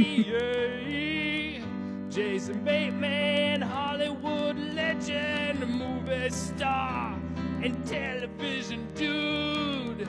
So funny in Yeah, I so like Jason Bateman a many lot. movies. Oh, so wonderful and oh, so handsome. When he's David Hogan. Development. So many people obsessed with that. How many Edie's movies have you seen? Did she head off to school, Part babe? 1. Oh, yeah. Yeah. Okay. Let's say all of them.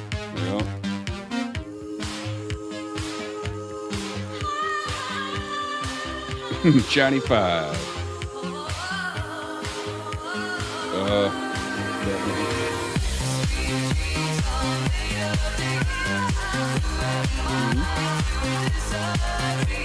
Trading Places, first time you saw Jamie Lee Curtis topless.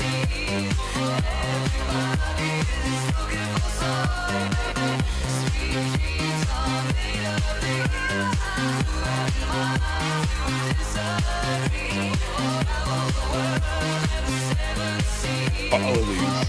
Still love the Lethal Weapon movies. Beverly Hills Cop.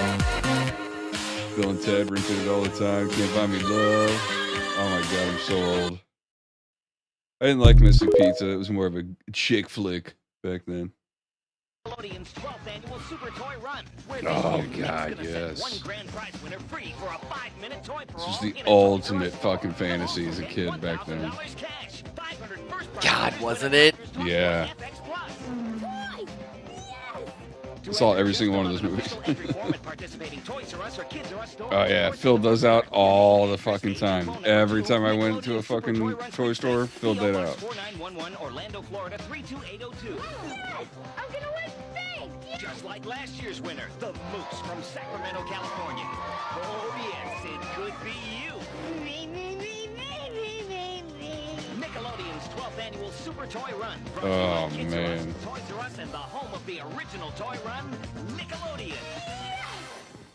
Fucking Y'all already know I'm from St. Louis, but I ain't been to the Six Flags theme park in like 12 years, but I'm back. Now let's go inside and rate some of my favorite rides, 1 through 10 on Hood. First up, the American Thunder, which I think used to be the Evil Knievel. Look at this big motherfucker. Evil gang. Knievel. Mind you, gang, I ain't did this in like 10, 12 years, so motherfucker scared all over again. Hood, look at my face. Oh, shit. Plus, I'm getting old, my body weak. I couldn't even hold my neck up. Look at this shit, gang. No, I think it's a different one. I think he shows the eagle. Ass every which way but loose, Hood. I took it like a G, gang. Really wasn't talking about shit. I give it like a solid 5.5 for real. Next up was the motherfucker Mr. Freeze on Hood. Hey, see, this one was lit when I was a kid on God, gang, because this motherfucker, when it take off backwards, Hood. Watch. I bet, my turn. I know every square inch of point this right theme here, park. I lost my mind. This bitch went to the top and dropped me back too. down fast as a bitch. Watch this. Summer pass, I was there twice a week. I can never afford a summer pass. Man, when I say I was so happy for that motherfucker to be over, but I held my own. No, I give it like a solid, you know what I'm saying, 7.5. Next up, the Boss. Now, you know this ride crazy because the walk to get there damn near 2 miles. For some reason, my dumb ass wanted to keep my hat and glasses on for this ride, and I don't know why. One little drop, I had to take them bitches off, gang. I remember when they came out with the Boss. The Boss, easily the most abusive ride in the whole park, gang on Hood. Definitely deserve a 9. Next up, the Screaming Eagle was my favorite ride as a kid because it was the first big boy roller coaster I ever got on. Now, motherfuckers don't even mics know we can't understand them talking about some. Please keep our hands as we heard about. Boy, what? Let's get it. I remember waiting to be old enough to ride the Screaming Eagle. I thought my fucking hat was It was Love the Screaming Eagle, the Ninja too. in St. Louis. Okay, hold on. And Batman. Yep.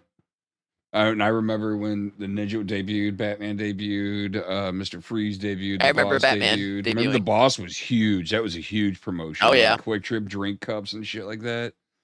In St. Louis, it's a rite of passage. To be old enough to ride the Screaming Eagle. Because it was supposed to be like the best ever and the scariest. I was old enough, like moved there. I was already old enough, No, but yeah, I can see that. I had to wait to be old enough and tall enough, and watch my cousin go ride it when we would go with my grandpa, my sister go ride it, and I had to wait and wait. I remember. Okay, sorry. All right, back to this. My shit was in the wind, gang. Luckily, the seat caught it, gang. This guy. Screaming Eagle always solid, though, gang. Good 6 from me every time on Hood. Then we went to the Ninja, gang. This one was surprisingly a lot smoother than I remember. Don't put your head between the rest on the corkscrew.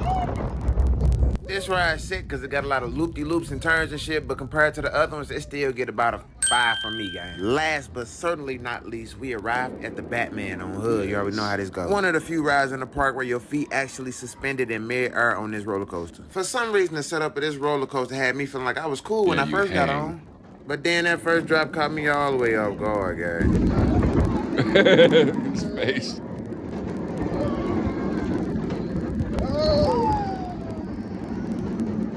Batman get a solid 7 all day, gang. And you know you can't leave Six Flags without getting one of them fat ass turkey legs. I gotta put the mustard on my shit too, gang. I be feeling straight medieval when I eat these motherfuckers. Call me Knight Sir Whack at this. You hear me, Hood? And I gotta get my favorite treat in the whole wide motherfucking world. Good old Dippin' Dots, gang. I might shit a brick later on, but I'm gonna be happy. Cake. I love funnel cake so much. Funnel cake is so good.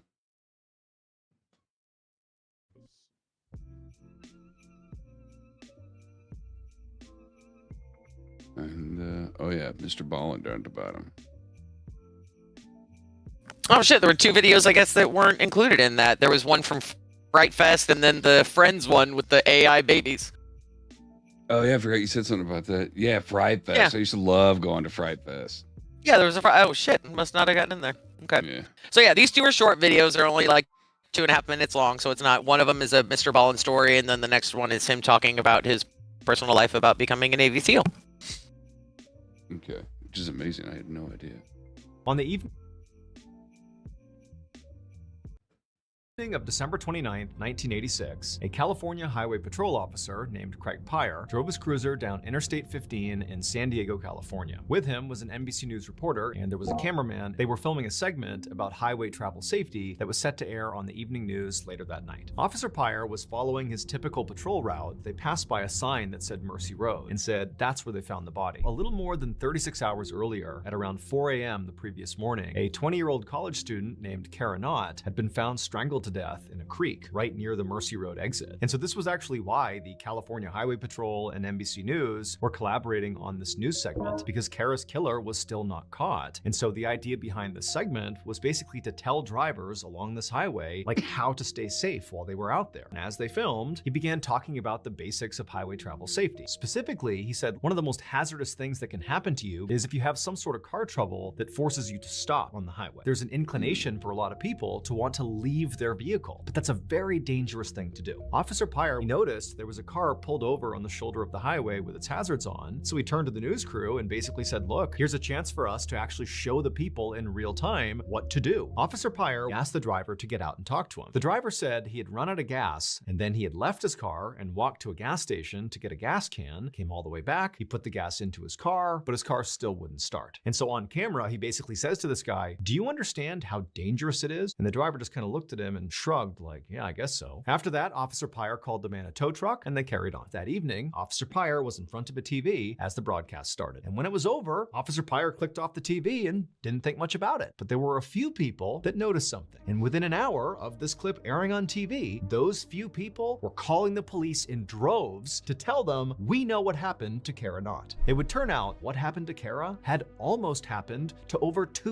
other women. On the night of Kara's murder, December 27th, 1986, she pulled off Interstate 15 on the Mercy Road exit, and she came to a stop in that cul-de-sac, and that's where she encountered her killer. The other 24 women who encountered the same person, the killer, they were terrorized, but eventually were let go. But Kara wasn't. During her encounter, the killer clubbed her over the head and then strangled her to death with a rope. And some of those women who had survived their attack, they're watching the segment, and suddenly their attacker is on TV. And they're thinking, I bet they killed this girl. And on top of that, they can see there's a fresh cut over their their eye. And sure enough, the police would follow up on these tips, and they would confirm that the man in the video with the cut over his eyebrow was Kara's killer. And Kara's killer was none other than Officer Craig Pyre. Officer Pyre was found guilty of murder and sentenced to 25 years to life in prison. Since being incarcerated, he has gone up for parole 2 separate times and been rejected both times. However, he is up for parole again in 2027. Damn, didn't see that coming. Damn. Right?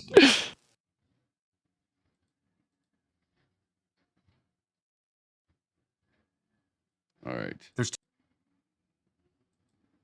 I know. I absolutely love Mr. Ballin. If you do not know him, please go check him out on YouTube.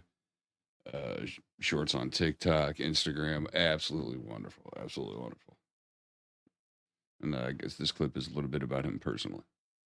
2 ways to become a SEAL. You either go in as an enlisted person, which is somebody basically without a college degree. That's like the grunts of the world. Those are the enlisted community. And then you have the officer side, which is somebody who at a minimum needs to have like a college degree to apply. You go to like officer school. And in the SEAL teams, there's like a tiny, tiny number of officer SEALs and a massive number of enlisted SEALs. But they're 2 very different pathways into training. If you go the officer route, it's practically like a political appointment just to get an opportunity. Like it's so difficult to even get a chance to try out. And it's because there's just like a handful of spots available. So you have all these people on the enlisted side who actually have college degrees and could easily like become an officer in the military, who let's say have other opportunities that they could pursue with their college degree, but they want to be a SEAL. And so you have this big number of people that are electing to go be enlisted to try out to be SEALs. And that's important because it makes the enlisted side super competitive. And you all just show up for the class in San Diego that technically is 6 months long before you even join the Navy. You need to basically compete for a spot to even have a chance to try out. And there's a whole application process before you've joined the Navy that can take years. And then let's say you get your chance as an enlisted person. First, you got to go to boot camp. That's 2 months in Chicago. At the end of boot camp, at least when I went through, you go to this other school, which is like a prep school. It's another 2 months in Chicago. Mind you, you haven't even started training yet. This is like potentially a year of pre-Navy. And now you're 4 months into like you're in the Navy, but you're not really in SEAL training yet. You go to this prep school where you like learn how to swim and run. Professional coaches work with you. The Navy invests a lot of money in getting you really strengthened up and mentally strengthened, because following the prep school, you go to San Diego where you go through what's regarded as like the hardest part of SEAL training. It's called BUDS, B-U-D-S. And it stands for Basic Underwater Demolition SEAL School. And it's basically, imagine whatever you think of as boot camp, like military boot camp, make it not 2 months long, but 6 months long, and make it like 1,000 times more difficult. It's like intense, grueling, physical, emotional, and mental, like torture. And that's the part where everybody drops out. And then once you finish that, you go to advanced training. You're still not a SEAL yet. It's another 6 months of like learning how to actually do the job. So BUDS is like, can you handle it? Advanced training or SEAL qualification training is, I'm going to teach you how to shoot a gun with surgical precision. I'm going to teach you how to jump out of a plane. I'm going to teach you how to like use this technology, because you need to know how to do the job. And then after that, you go to like, or we did anyways, I don't know if they do this now. You go to like a language school for a month, or you'll go to like a medical school or some sort of school to give you additional qualifications. And then you go to your team. And so all told, you have about 2 years from I want to be a Navy SEAL to I am now a Navy SEAL. 2 years is usually the mark. Fuck, man, that guy's crazy. Like, impressive. He's just fucking cool as shit. Who knew? Who knew Mr. Ballin was a Navy SEAL? Did anybody know that? I didn't know. Right? That. He doesn't seem like a Navy SEAL, totally I guess. didn't see that. You know? Didn't see that at all. Yeah. Man, imagine the stories he actually has that he can't tell. God, right? Yeah, he's impressive. I like him. Him and Ray William Johnson. I love their content. Love it. Love it.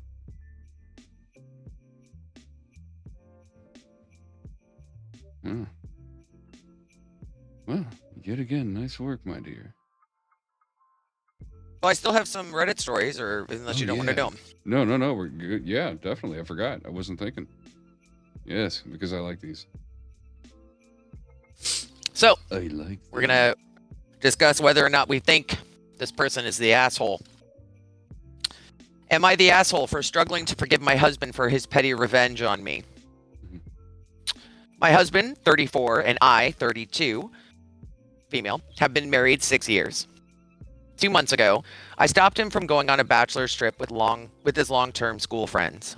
I was okay and was kind of looking forward to him having fun until I learned he hid the fact that they would be doing a lot of adult-themed activities like strippers and happy ending massages as a part of their itinerary. They're knowingly going to happy ending massages? Yeah. Okay. It caused a huge fight, as we've always maintained that this is a deal breaker for me, and the fact that he hid it from me made it worse. He argued that he only did it because of my tendency to overreact. And of course, he would engage in those activities, but that didn't mean he couldn't go. I would have been fine with him going if he had told me about their itinerary and trusted the fact that he would keep away. What he did broke my trust, and the only way I could see him earning it back is if he voluntarily told his friends that he couldn't come, which he did. At the time, he looked really apologetic, and we made up. He took me shopping, and all was good. I bought some fashionable outfits and was looking to wear them ahead of summer. Where we live, it was still a little cold, and I didn't get to immediately dress up in the clothes that I had just bought. Also, most of my summer clothes had shrunk in the washer, so I practically only had my oversized casuals and these clothes that I had just bought. A few weeks later, it starts to get warmer, and as I slip into my new dress, it feels tight. I'm confused. I just tried them on in the store, and I'm a size 14, as the label on the dress said, so no, I didn't get the wrong size from the store. Then another dress was tight. Same with the pants, and then the tops. I started feeling absolutely crazy. Had I just put on so much weight in a matter of a few weeks that my new dresses didn't even fit? I've always been a bit sensitive about my body, and I remember telling my husband how excited I was about these new clothes that looked so flattering on me. I felt so good in all of them, and now they looked hideous on me. I started crying on the floor. I was so embarrassed, and too embarrassed to tell my husband about this. I thought he must have noticed if I'd put on weight. I was a wreck. I was feeling crazy for a few weeks now. Even the clothes that I had before felt tighter. I don't know if it was placebo or really, but it didn't help. My husband, a few days ago during dinner, said he wanted to confess something. He was snickering while saying this, and what he said absolutely crushed me. He said that while I was gone to see my sister, who had just had a baby for a week, she writes this weird, he had secretly taken all of my outfits that he knows I routinely wear and gave them to the local tailor to make them a size or two smaller. He said he paid him generously to stitch things faster and said sorry, but it felt like a funny payback for what I had done, which is stop him from going on the trip.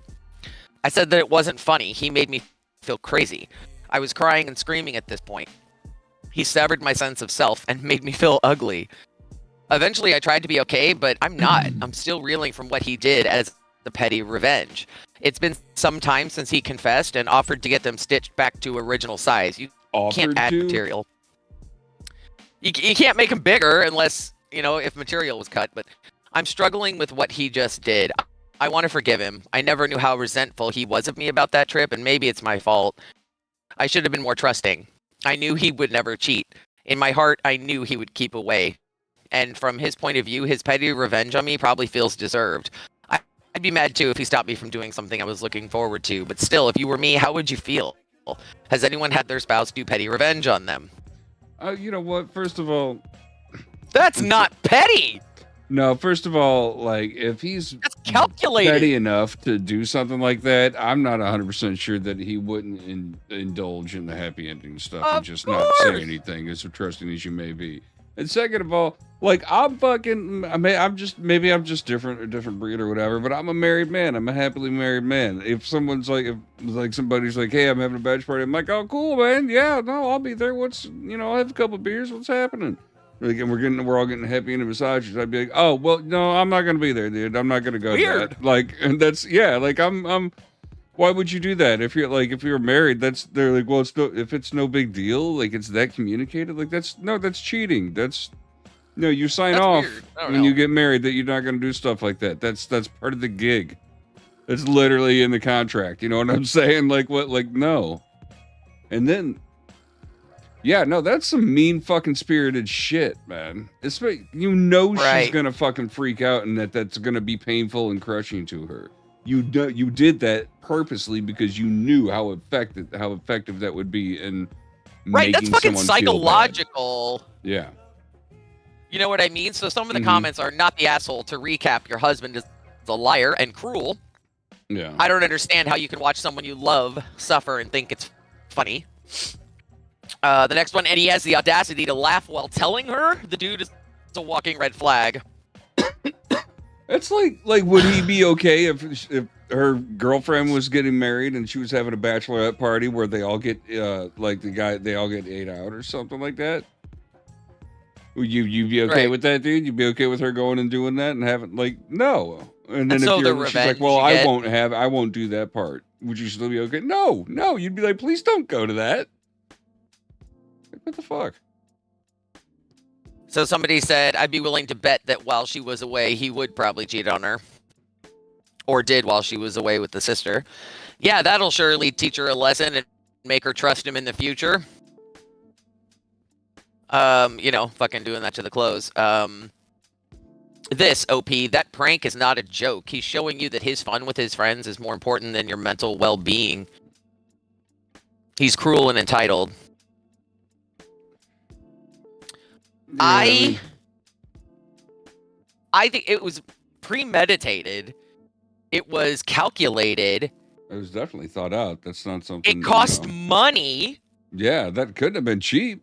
That's not a prank. This is not a petty revenge. This was fucked up. Yeah, that's weird, man.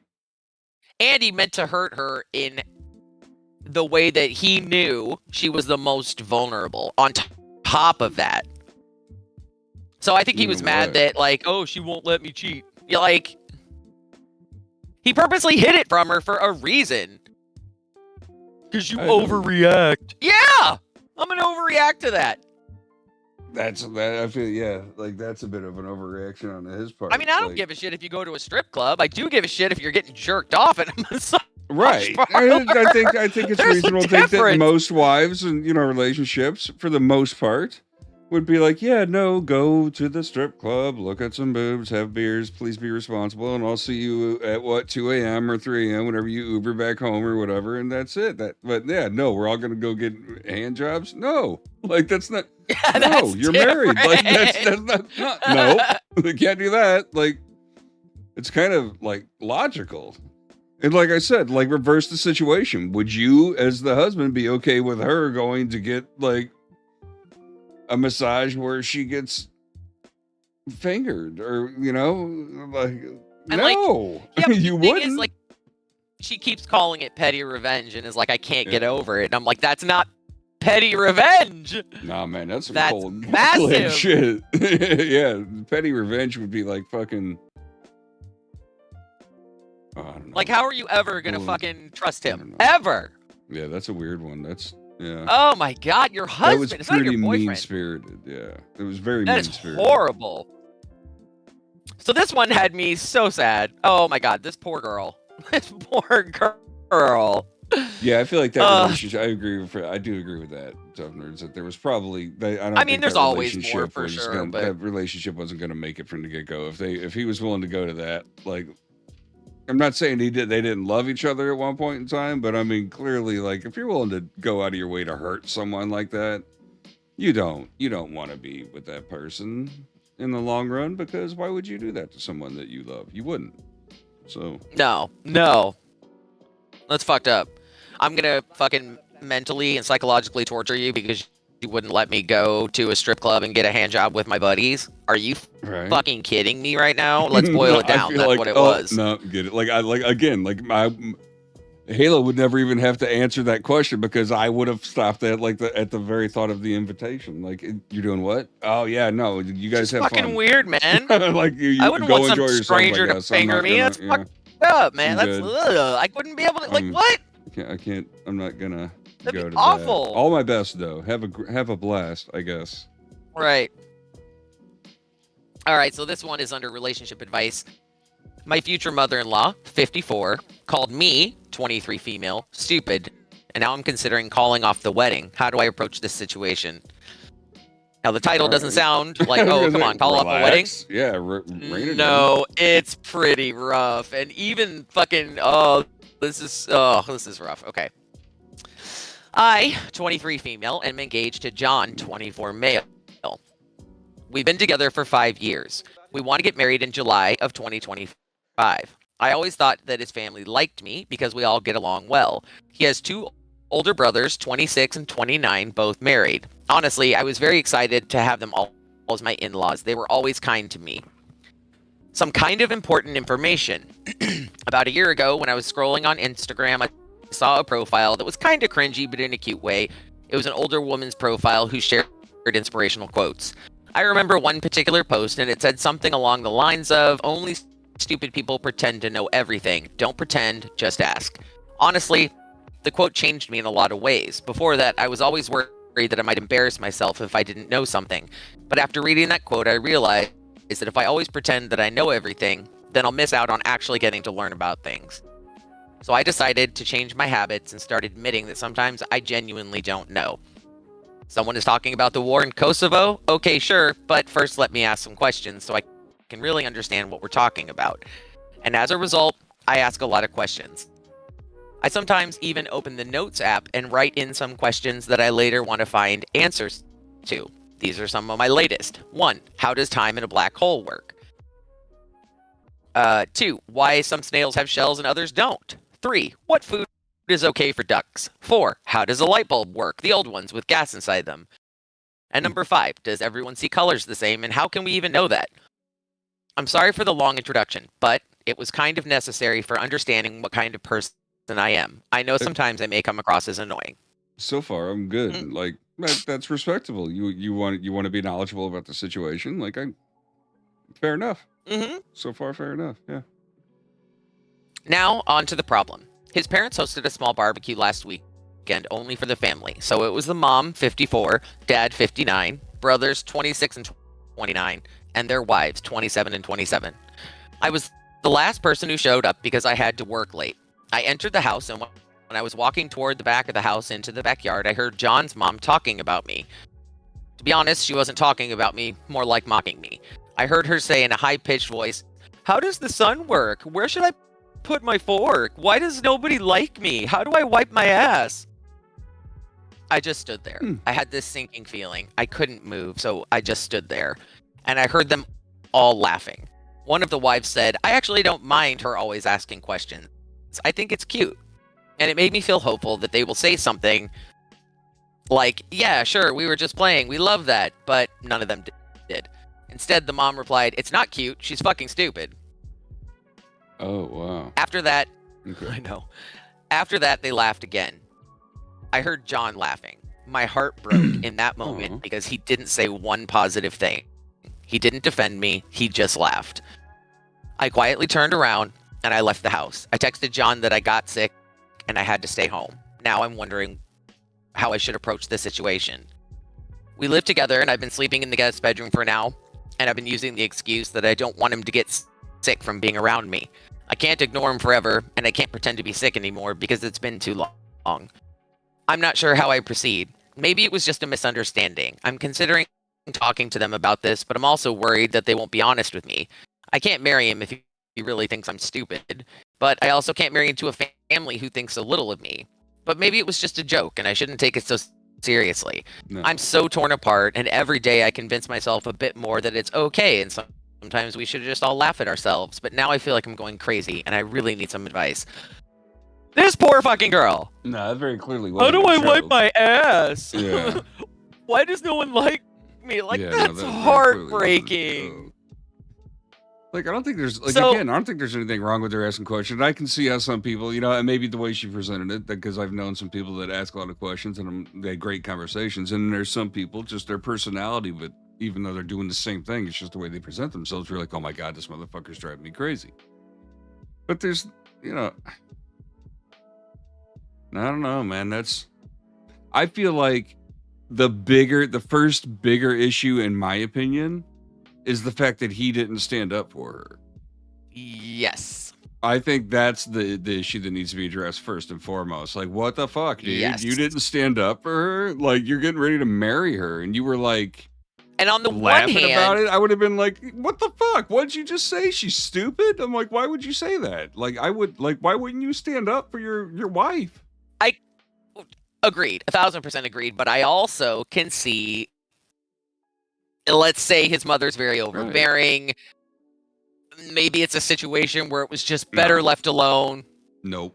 Yeah, you know what I mean? Like, I'll even give him that. I'll even give him that. Won't. I will no. even. Like, I've stopped. But no, I other, agree. like, It's would fucking you terrible. stop a different relationship, another one of your relationships for your wife? Like, yeah, that's, again, kind of the deal you sign up with. Like, it's, you know, ride or die. I hate that fucking term, but that's kind of what you sign up for. You know what I'm saying? Yeah, no, we're in this together. And if not, then split. But I don't know. So there's an edit to it before I get to some of the comments. The edit, and this is even more heartbreaking. There are so many comments saying that they can't stand people like me. I agree, sometimes I can be a bit much with the questions, but with that being said, I still think I'm within reason. I don't do it around people I just met. I rarely do it at parties or other gatherings. I usually just do it with people who are close to me, who I think wouldn't judge me, or with people who specifically have knowledge about something and are willing to share it. If I'm part of a conversation, I'm not rude or interrupting. I usually just ask one or two questions. If a discussion about the climate change, if it is a discussion about climate change, I'm not asking about monkeys, if you know what I'm saying. I'm also not a complete dumbass. I don't ask questions which generally would be considered dumb to other people. Those I just write in the notes and check answers later on the internet. I'm capable of reading, so I make good use of it. But after all, I still do think I ask a lot of questions. I'm like, that's so horrible that so many people in the comments are like, I fucking hate people like you. Yeah, like, and the poster even says, you know, I don't do this to everybody. It's just clearly to people that she feels comfortable enough to have open conversations with. So I see nothing wrong. I don't even think it's an annoying way. Either. I'm like, this poor like, fucking okay, girl. so it just go ahead. Sorry. No, so the top comment is actually somebody answering all of her questions. Like, to answer some of your questions, peas are good for ducks. You know, like, and black holes are weird to an outside observer, and like just goes on with all of the halogen light bulbs, blah blah blah. Yeah, fucking xenon gas. Yeah. So, I like a lot of the comments. I gotta scroll past here because they're all answering her questions, and then they were laughing at you behind your back. If he says anything along the lines of "that is how they are, get over it, it's not a big deal, you're too sensitive," That's how he is. Anything that excuses their behavior, then he is really asking you to accept it. He's asking you to give your permission for it to continue, and your silence is your permission for it to continue. If they can't say it to your face, that tells you a world of information about the kind of people that they are. Agreed. If you want to see how things really are, confront them about this and see what happens. Their reactions will tell you everything you need to know. OP, if he says they were just kidding, respond with, well, I'm not spending the rest of my life being the butt of your joke. And then give him the ring back. This isn't going to get better if he does anything other than immediately apologize for everything, including not defending you. Agreed. 100%. Yeah. I You know. stand up for your girl or your guy. You stand up for your partner. Your partner for a reason. No. Mm-mm. You failed. I know, bro. this is you failed. fucking horrible. And I think, you know what? The posters should have confronted the family about him, on all of them, but first of all, him, and then the rest of the family. And been like, hey, listen, I'm not trying to do this to cause drama, but I want to get one thing clear and present here. If this is the case, then we need to talk because, I am in love with your son, your family member, and we're looking to be together. So, and if their reaction is something like, oh my God, I am humiliated. I am so sorry. I didn't give you a fair shot. Please forgive me. Then it would be like, okay, we can work this out. We're all assholes sometimes, and we judge people when we shouldn't. We all know we have. We all know we did. We all know we How will. Stupid hurt you'd feel. Yeah, oh my God. But if the response is, oh my God, I feel so fucking stupid, then okay, let's talk. Let's try to repair this. But if they're like fucking whatever and mean about it, then yeah, I agreed. They're already showing you. If someone tells you who they are, believe it.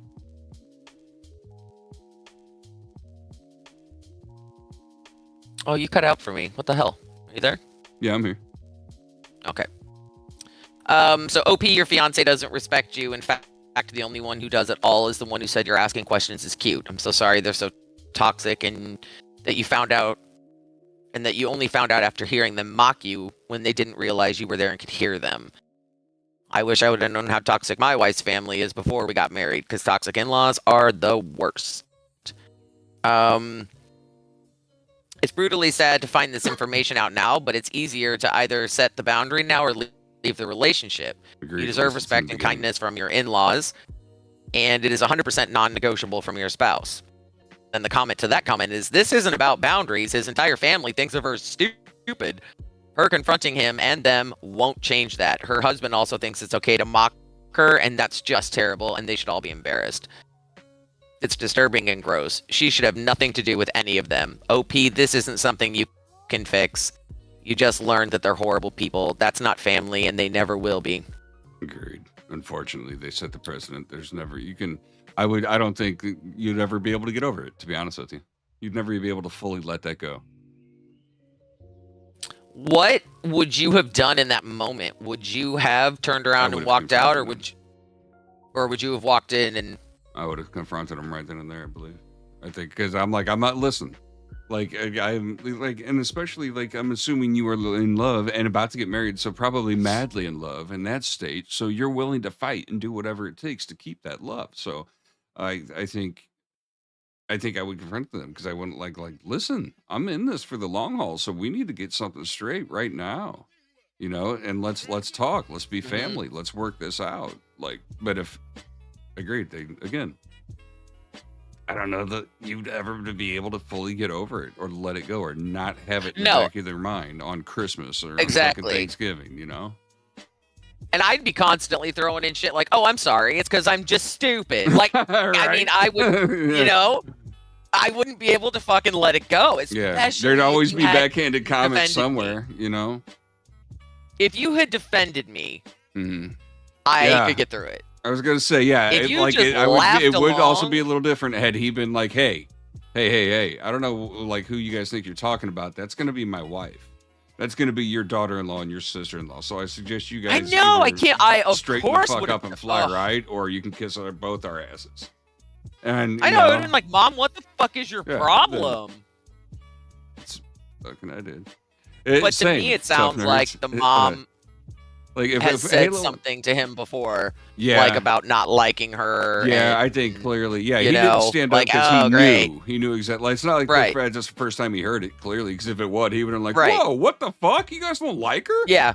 Yeah. Exactly. No, so he's clearly, that's what I'm thinking. He's complicit in it, He just didn't want to fucking argue, but at the same time, like, enough is enough, Yeah. Yeah. If Halo and I are out at a bar, like, I go to the bathroom, I come back, and she's like, you need to punch that motherfucker in the throat right now. Like, I'd be like, fuck. I'd punch him in, like, I would know, like, oh, clearly there's a fucking reason and it's got to be done. Like, okay, like, we're fucking getting in trouble, but okay, we're getting in trouble together. Like, tough nerd, like, right? We'll talk about it later, but shit. You stick with your partner. I would be horrified if my mother said that about my significant other. I don't think she's in the wrong at all. I feel sorry for her. That's unfortunate. Is that a reason to not marry? Yes. I agree. I don't think that's petty or a bullshit reason. I mean, if you think, again, had he stood up for her, it might be something that if you love each other enough, you'll work through it. Right, be like, oh, my in-laws family suck, reprieves themselves, so to speak. I don't know if that's the correct word that I'm looking for, or they don't, and he's like, well, it's me and you, babe. Fuck him. We don't need him. Then more power to you. But yeah, no, if he's not willing to, if those are the two roads for that. If neither one of those are available, then no, it's not. No. Nice to know you. Let's move on. I'm going to go try to find somebody else to spend the rest of my life with. Like, cause no. It's just so heartbreaking. Yeah, God. that's I felt for her. so, I know. I was like, this poor girl. God. They've been together 5 years. Right. That's so long. And to be like, oh, why'd you guys call off the wedding? Oh, he thinks I'm dumb. His family thinks I'm dumb. They think I'm dumb. That sounds so stupid on paper. And then it just makes you look even like, not really, like you said, like the headline, she's like, because she called me stupid. I'd be like, well, maybe let's get a little more clarity behind why she called you stupid. Like, were you just playing fucking Monopoly and And you it's 'cause sold she asked a bunch of Boardwalk to get questions. out. She's like, "Oh, you're stupid." Like, hey, but no, that was clearly, no, they don't fucking like you. They're never going to. They're never fucking going to. They're always going to silently at least think you're stupid. Even if they like kiss your ass for the next 20 years, they're when they go home or on the drive home from your house on Christmas, she's gonna be like, she's still fucking stupid. I don't care what anybody says. She's always gonna think I that. know. Always. Nope. I know. Cut it off now. You haven't gotten any further. Cut it off. Just so sad. God. Like, I wish there was an update to it. I wish there was a fucking, you know what, let me double check all the way at the bottom. Posted. So what's going on with this? Yeah, because this was like 8 months ago. I think I would have walked into the backyard and just looked at all of them in the eye. Mm-hmm. And then turned around and left. Like, left the ring on the table and turned around and left. Ooh, snap, yeah. I don't think I would have said anything, think that's though. I think that's an acceptable reaction as well. Yeah. Yeah. I and mean, just they never know look I heard. back. Cool. Understood. Set it down like message received. And just fucking walk out. And, I mean, think how shitty that whole family is going to feel. Yeah. For their, or that mother's son. Like, oh, I literally just ruined your fucking relationship, your wedding, because I was like, how do I wipe my ass? Yeah. Where does this fork go? Like, oh But my God. honestly, would it really hurt him? I mean, does it? Because clearly he doesn't love her enough to fucking stand up I'm for sure. her for that. So I feel like, no. Again, I'm even giving him a little bit of a sliver of like, yes, look, my mom doesn't fucking like you. We've fought about it for years. Me not standing up for you is wrong, and we will never go back over to their house again because they don't show you respect. I am very sorry I didn't stand up for you. I mean, I don't know. It really sucks. But I'm still, like, I know some mothers that can be horrifically overbearing. I'll say if that's his And I reaction, could like, see him okay, just I think wanting maybe to, we like, need to- haha, and there's some move things on. we need to work on. Maybe why wasn't that your first reaction, but you're willing to work on that, so let's talk. But Or maybe he was just like, fuck, she's going to be here any minute. I'm not trying to have this argument. Like, ha ha ha, move on. You know what I mean? Like, I'll even give him that, but I'm not happy about it, Not nor me. I don't know. Not me. That's not, no, I would have been like, no, we're not, no, this conversation's not going to go any further. Like, it would have, like, Halo would have walked around the corner and been awkward, been like, what's happening? Why did you start something? And I'm like, no, we're not fucking, this conversation's not continuing until this is addressed. I would have made a fucking thing of it. I'd have been like, no. We don't just gloss over I know, but then it would bullshit have like ruined that. the whole night. And You're it was goddamn just, right it would have ruined the whole night, and I would have been know. in the right for it, and I would have bragged about it the whole fucking time. I'm like, no, you're a shitty person. What's the matter with you? No. I know. Well, we You wouldn't have stayed there. when though. It you would've been don't done. say anything and let shit slide, that's why people do shit like that. That you don't call people on their bullshit. That's how they get away with it. And it's fucking ridiculous. I'm not going to let people run their mouths or talk shit or treat people like shit. I mean, it's one thing if someone's a piece of shit and deserves it and proves that they deserve it, but it's another thing just to run your mouth, especially if it's like about my wife or like my kid or something. Like, no, fucking buckle up. He should have stood up for her. That's bullshit. Someone said, OP, why don't you ask, hey, John, I have a question. How do you end an engagement after you hear your fiance and his mother mocking you?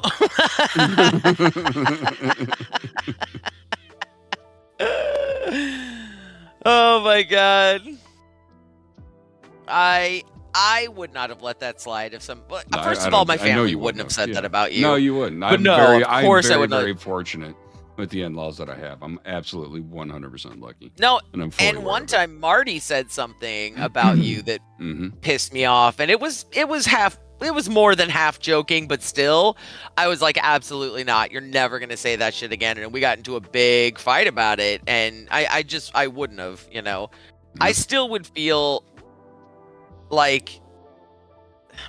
I don't know. I have friends. I and don't know. family I members just that and I didn't- think that decided that I needed to choose, and I made that decision. They're like, "Are you serious?" I'm like, "Yeah, What don't you people Yeah, I understand that, remember. like, I chose her? I didn't choose you motherfuckers. Like, well, for the family members and shit, the friends I did, but the family How members, I'm weird like, of them to I make didn't you choose between you. me and them. We That's just happen weird, to right? be related. Like, I chose her. You realize that, right? Yeah. I made a decision, so I'm going to go with that. Like, is this, like, I don't understand why this is a question on your end. Right. And I'd make the same decision again today, 20 years later. I just feel so bad. She's like trying to convince herself I should laugh at myself, and oh no. I mean, there are No. thousands It's not of laughing at comments, and yourself. It's not being the a dirty lot of person. them are, you know, like, oh my god, no, this guy fucking sucks. Yeah, no, that's no. And then a lot of people, there's a lot of comments like, however, people who ask questions in every single conversations can kind of suck the energy and the social battery out of others. Fuck off, dude. Like, it's understood. It's like We all know that there's one. psychology We've all had that 101. one coworker that were like, "Oh my god, shut the fuck up." I get it. Again, people can be Well, annoying. that's just if you don't just like to them, you. then it's Yeah, annoying. just If you you just don't like like the their person, it's personality. not annoying. Yeah, exactly. So, but no. No, If nobody somebody deserves to be asks treated like that. questions, it shows A, they're interested, and B, they're listening. That's like psychology 101, relationship 101. Ask fucking questions to be engaged. And I would rather somebody ask me a question if I'm talking about politics than just pretend they know or, you know, say something based on being uninformed. And I speak up when I'm uninformed. I'm like, you know what? I do not know enough I was about just gonna computer say, like, programming when to I do chime it at in. work I'm to sorry. people like with supervisors and shit all the time, and it turns out it works pretty good. Like that, to where when I'm having a conversation with somebody and somebody says something, I'll go, "Hey, I'm going to be 100% honest with you. I don't understand what you're saying to me right now. I don't understand what that means." Because I need to know. I need to know so the conversation continue. I don't think there's anything wrong with that at all. And I think you'll find, especially like at work, like your leaders or superiors or whatever are like, "Oh, absolutely, here," and they like to explain shit because they like to hear themselves talk anyway. So I don't think there's anything wrong with it. Do we have children together? Yeah, we have a 16-year-old son. Mm-hmm. Yeah, no, I don't think there's anything wrong with that at all. I think, again, the poor lady. I know. I read that. I was like, oh, God. Especially the fact that she prefaced this whole thing with this, like, gigantic introduction about I ask lots of questions and I have lots of questions, so much so that I put them in a notes app to Funny look that up you put it- later. you know what? I think that's a trait that a lot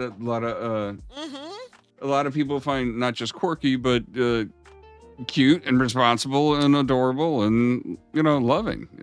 Why exactly? And I have always wrong with said I never want to be the smartest person in the room. Never. No.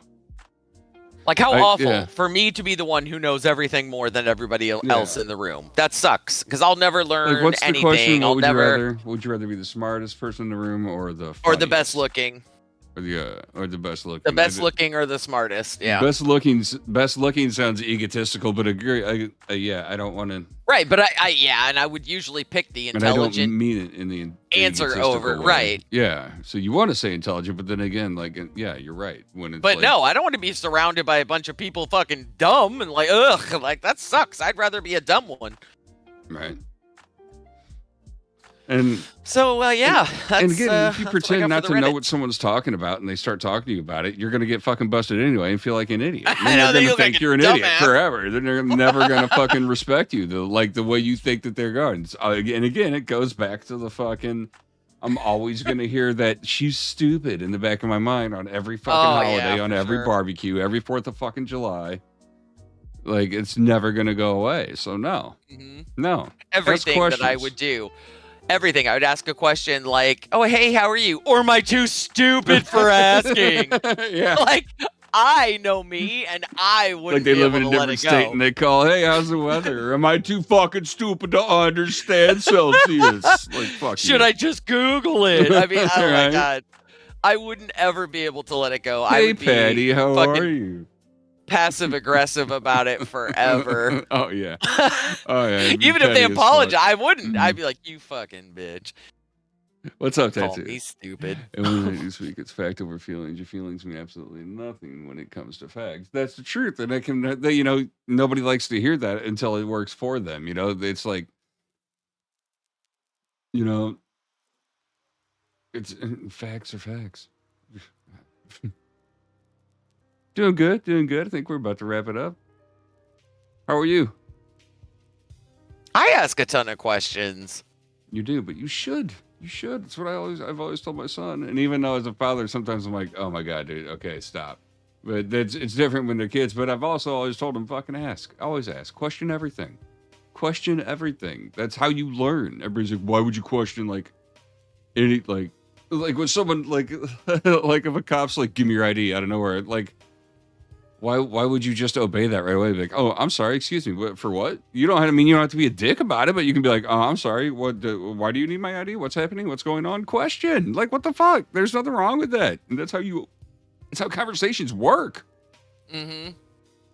People just want to be heard and not spoken to. They want to speak, just not be spoken to. People just love being heard, but not, I don't know. Well, I heard somewhere that jalapenos are from the Galapagos Islands, but I think I don't know enough about that fact, whether it's true or not, so I do have to do a little more research. Tattoo might know some information about that. Damn it. Where was he earlier? We were talking about something, and somebody even said, I think Perps even said. The tattooed guy? Or the Irish beer. Guinness. Oh, it was the Guinness. It was the Guinness thing. The Guinness challenge. Splitting the G. Have you heard of that, Tattoo? Tattoo.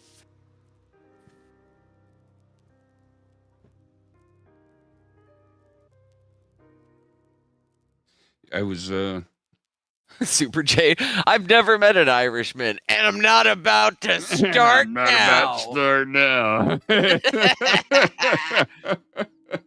There's so many great clips from that fucking stream. The jalapenos came from the Galapagos Isle. You remember that song? Lullaby, Irish lullaby. That's it, Irish lullaby. The jalapenos came from the Galapagos Isle. Jalapenos. Potatoes. Super J's like, stop saying it like that. It's actually offending me. Yeah, like I'm starting to. I'm offended. Pure commercial crap. No, you don't split the G in Ireland, or is it just you? Are you just not good at it, so you act like it's not a thing, but everybody over there does it, and you're just like upset? What the fuck? It's like a huge tradition. Yeah, I know. There's fucking somebody's going nuts out there. I know. He's just terrible at it. So he's like, no, it's stupid. Like, no, nobody does it here. So don't even bother to ask anybody else. Right. They'll tell you the same thing. Don't look it up. Don't bother to ask. I'm so sure. I promise nobody does it. Just trust me. Only losers talk about it and say that they're good at it. And say that people in Ireland do it, but we don't. No one does it. We don't even like beer. Oh my God. Drink beer in Ireland. I don't know what they're talking about. I was looking at a job position in, I want to say it was Cork. Cork County, Ireland? Yeah, and it was Cork in Cork County. The county of Cork. Cork and county the county of Cork. Like, is every town its own county? Is that how that works? Because that's weird. I feel like no, but because it was like I saw like a couple. Cork County's pretty famous though. You know, Hillsdale in the county of Hillsdale. Like, but what is it? Are they all like that? Are they all their own counties? Because that could be confusing.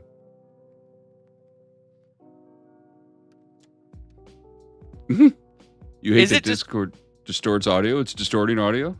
Are we sounding fucked up? Jonas cuts out really bad for me lately. I don't know why.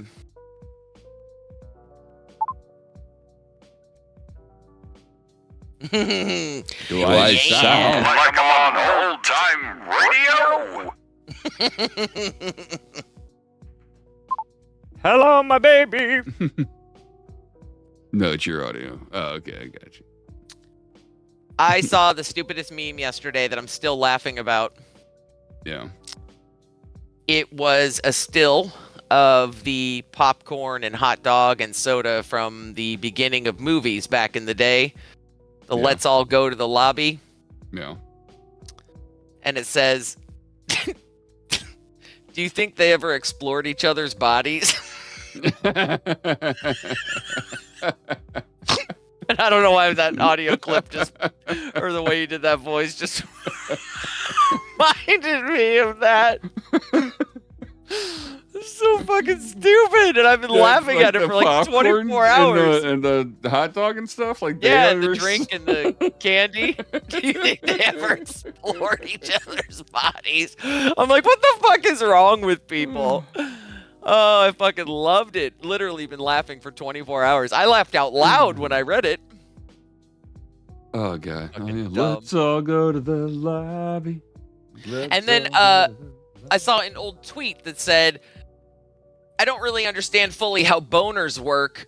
I mean, I know you get hard, when you're excited for sex, but like, do you also get hard when you see like a really good cheese plate, or is it just for sexual stuff? And I was like, I wonder. I do like a good cheese plate, I'm not gonna lie. You're like, oh damn, hiding your boner because you see a good fucking charcuterie board. Is that fucking smoked Gouda? Oh. Fucking love Oh my smoked god. You're adjusting your crotch. We gotta fuck, stand they up have and move. smoked Gouda. Oh, fuck. Halo knows what time she's like. She smelled it and knows instantly. Oh, god damn it. There's Gouda here. There's smoked Gouda here. You might get some tonight, honey. I'm so sure. You've got something to tell me? Is it in private, or can you share it with the class? Trending story I just got is that the U.S. added 153 or 55, maybe 51. I don't know. My contacts are weird right now. Jobs last month. That's weird because they just fired 80,000 in the VA. I got one. I swear to God, it said 151,000. Yeah, I just got it. They you said 51. No, 151,000. They added 151,000. Crazy, because they literally 2 days ago just fired 80,000. Crazy numbers. I'm so sure I can share. I'm in a bowling alley, so I can't hear very well. Hack their Wi-Fi and Bluetooth and post us up on all of the screens. And let me talk to the Irish people. Please. People of Irish. People of Ireland. Bowling alley. I am now your leader. I have intercepted your airways. Where games don't cost $40 per game. Well, then it's not a good. Then you're not at Langer's. Yeah, then you're not at Langer's. I don't know what. Yeah, I was talking about that the other day. Like they literally wanted. What was it? They wanted like fucking $40 an hour for bowling. Yeah. Like I was like, what the fuck? Like Tattoo Face is visiting all the way from Ireland, and we're standing there, and the kid told me $40 an hour, and I went, "What the fuck?" I was like, "For bowling? You bowled before, right? What the fuck are you talking about? $40 an hour? Who the fuck are you? Like what? Like who? Like on what planet did someone tell you motherfuckers it was worth $40 an hour to bowl here? Like what the fuck? It used to be what, like $2, $3. I get prices increased. I get that. I'm not stupid. I think it was $1.25 back when I used to bowl. Like for a game. You rented the shoes for like $3 or whatever, and then it was like a buck something or $2, or even on fucking busy weekend nights, maybe even $4. It was expensive per game. But $40 fucking an hour? Get the fuck out of here. What if it takes fucking you can bowl through a game pretty quick, but if you take your time and you're bullshitting and you got like 4 or 5 different people there hanging out, get the fuck out of here, man. I was so mad at that. And so like insulted. Rightfully so. I'll tell you later, he said. Okay. Well, thanks for the build-up. Yeah, I was all excited. Yeah, just ruined the day. What else? I want some sucky with that game, right? Like fucking. What comes with that $40? Do I get free food? Is it an open bar? Happy ending bowling. Like if it's an open bar, then we can talk. I mean, and like some food. So okay, I'll give you $40 an hour if I get like open bar and free appetizers and shit like that, and then we can talk. But $40 an hour to put some shoes on that just came from some other dude's feet to bowl. What, 2 games? Came from some other dude's feet. Right? And I get to stick my fingers in the fucking COVID fucking herpes holes in the balls. Right? That guy also just had all his fucking booger fingers in those 3 holes. Oh, God. I have not been bowling since COVID, and I don't think I can ever go again. Right? The thought of sticking my fingers like I'm to wear, you have to wear fucking finger holes. condoms. That's probably why they make those. I never even thought about that. That's probably why those are a thing, huh? To bowl it. For bowlers. So you don't have to shove your fucking finger in those dirty goddamn holes. Goddamn it. Tattoo, gross. go ask them right now if they have finger condoms for those bowling balls. Yeah, tell them you're too scared to stick your fingers in there. I demand to know. How much You is it to bowl there? Condoms. Are you currently bowling, or are you just there like hanging out? It's like $30 an hour. He's trying to sound mad. Right. It's $38.50. Oh, we don't pay $40 here. It's $39.75. Americans. No worries. Our dollar's dropping quicker than a fucking lead brick in a fucking swimming pool. So.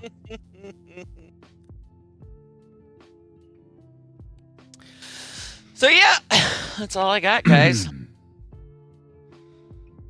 All right. Well, yeah. Well done, as always, my love. Man, that poor lady. Fuck that dude. I know. I was like, "Aw, God." I mean, I remember when Carter was like 4, like the prime toddler asking questions. Holy shit. I mean, I could remember that was rough. Like, Mom, how many dimes can fit in my room? Mom, what, like, dogs have 4 legs and not 3? Mom, I was like, oh, God. Yeah, there were a lot of questions. I can remember answering like 80 to 100 questions a day. Oh, yeah, easily. No, but they're learning. I mean, it was only annoying if I didn't know the answer. You know what I mean? Like, how does the sun work? And I'm like, okay, I mean, I know how it works, but how the fuck do I explain it to a 4-year-old? Right. So that he understands it without asking even more questions. I can't answer. When you know something, just don't ask me how to explain it. I just know. It just does. I know. Or I would say, like, let's look that up later together. I'm like, oh my God. The best, though, when they were young, is like, Tuesday afternoon. Toys R Us, like, oh, they're closed on Tuesdays, bud. Sorry. I know. You're drinking a chocolate shake, and they're like, "Can I have a sip?" You're like, "Oh, it's spicy. You wouldn't like it." Hot, I know. I can remember. I was like, "I'm gonna be medicine. so sad Oh no." when I can, when I can no longer lie to him. Like, "Ooh, sorry, bud. The president of the internet just texted me, and they're shutting it down for the night. You got to go to bed." Yeah, they unplug it at 7 p.m. Yep. I know. Or hand him the Xbox controller that's not plugged in. It doesn't have any batteries on it. Yeah. It's called being a good parent. That's what it is. I know. Sometimes you got to shift the blame, you know? Ooh, Toys R Us is closed. But I see cars in the parking lot. I'm like, those are just the workers cleaning up. Yeah. They're closed on Tuesday afternoons, Bug. People park their cars there on the weekends. I'm so sure. Will we be live this weekend? Yeah. We'll probably be live later this afternoon, early afternoon, late afternoon, whatever it is. Yeah, I told Steven we'd wait till he gets home tonight to play some C. Okay, we'll play some C tonight. And Halo and I got a new game, Split Fiction. We're going to start playing. Co-op game. Looking forward to it. It looks absolutely amazing. It's pronounced Split Fiction. Split Fiction. As an action figure collector, I loved Toys R Us. Oh, yeah, dude. God. Remember when it was great to go to the toy store? I never went. My parents would never take me. I think I went one time before the age of 15 years old. Like we were never allowed to go. Well, I If mean, I got a toy or something, it was like a but- Kmart or Target or you know what Well, I yeah, mean. that was the usual, but we would go once in a while, especially, grandma and grandpa, like on birthday or something like that, especially younger. Yeah, But no, yeah, never could and go. then that's when you'd always dream of doing the fucking supermarket sweep, whatever. Oh, the yeah, fucking that toy 200, run. Yeah, the toy run, yeah. Oh, Uh-huh. I remember dreaming of that for years. Mapping out in my Newsflash, mind what I would get. my eldest son is now my daughter. What? You can't just say something like that and not clarify what the fuck you're talking about. What are you Right? talking about? What? Stories tacked almost a ceiling. Man, I just got a shirt. I had to get it off Temu, but Mask, the action figures in the cartoon show from the late 80s, Mask. Still love those fucking action figures and the cars and shit. Just reminded me of that. But no, I don't.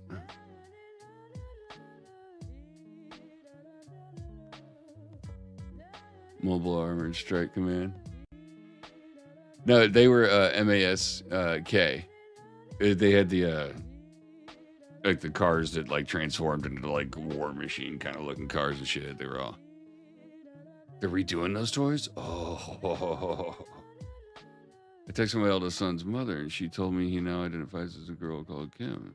Really? Kinsey does?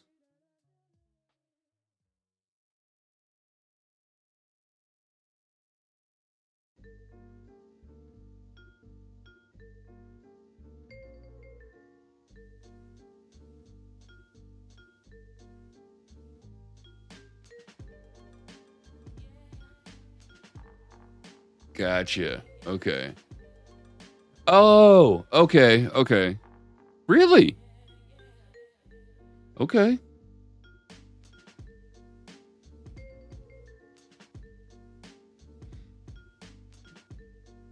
Well, that's all right. Oh, Corbin. Mm.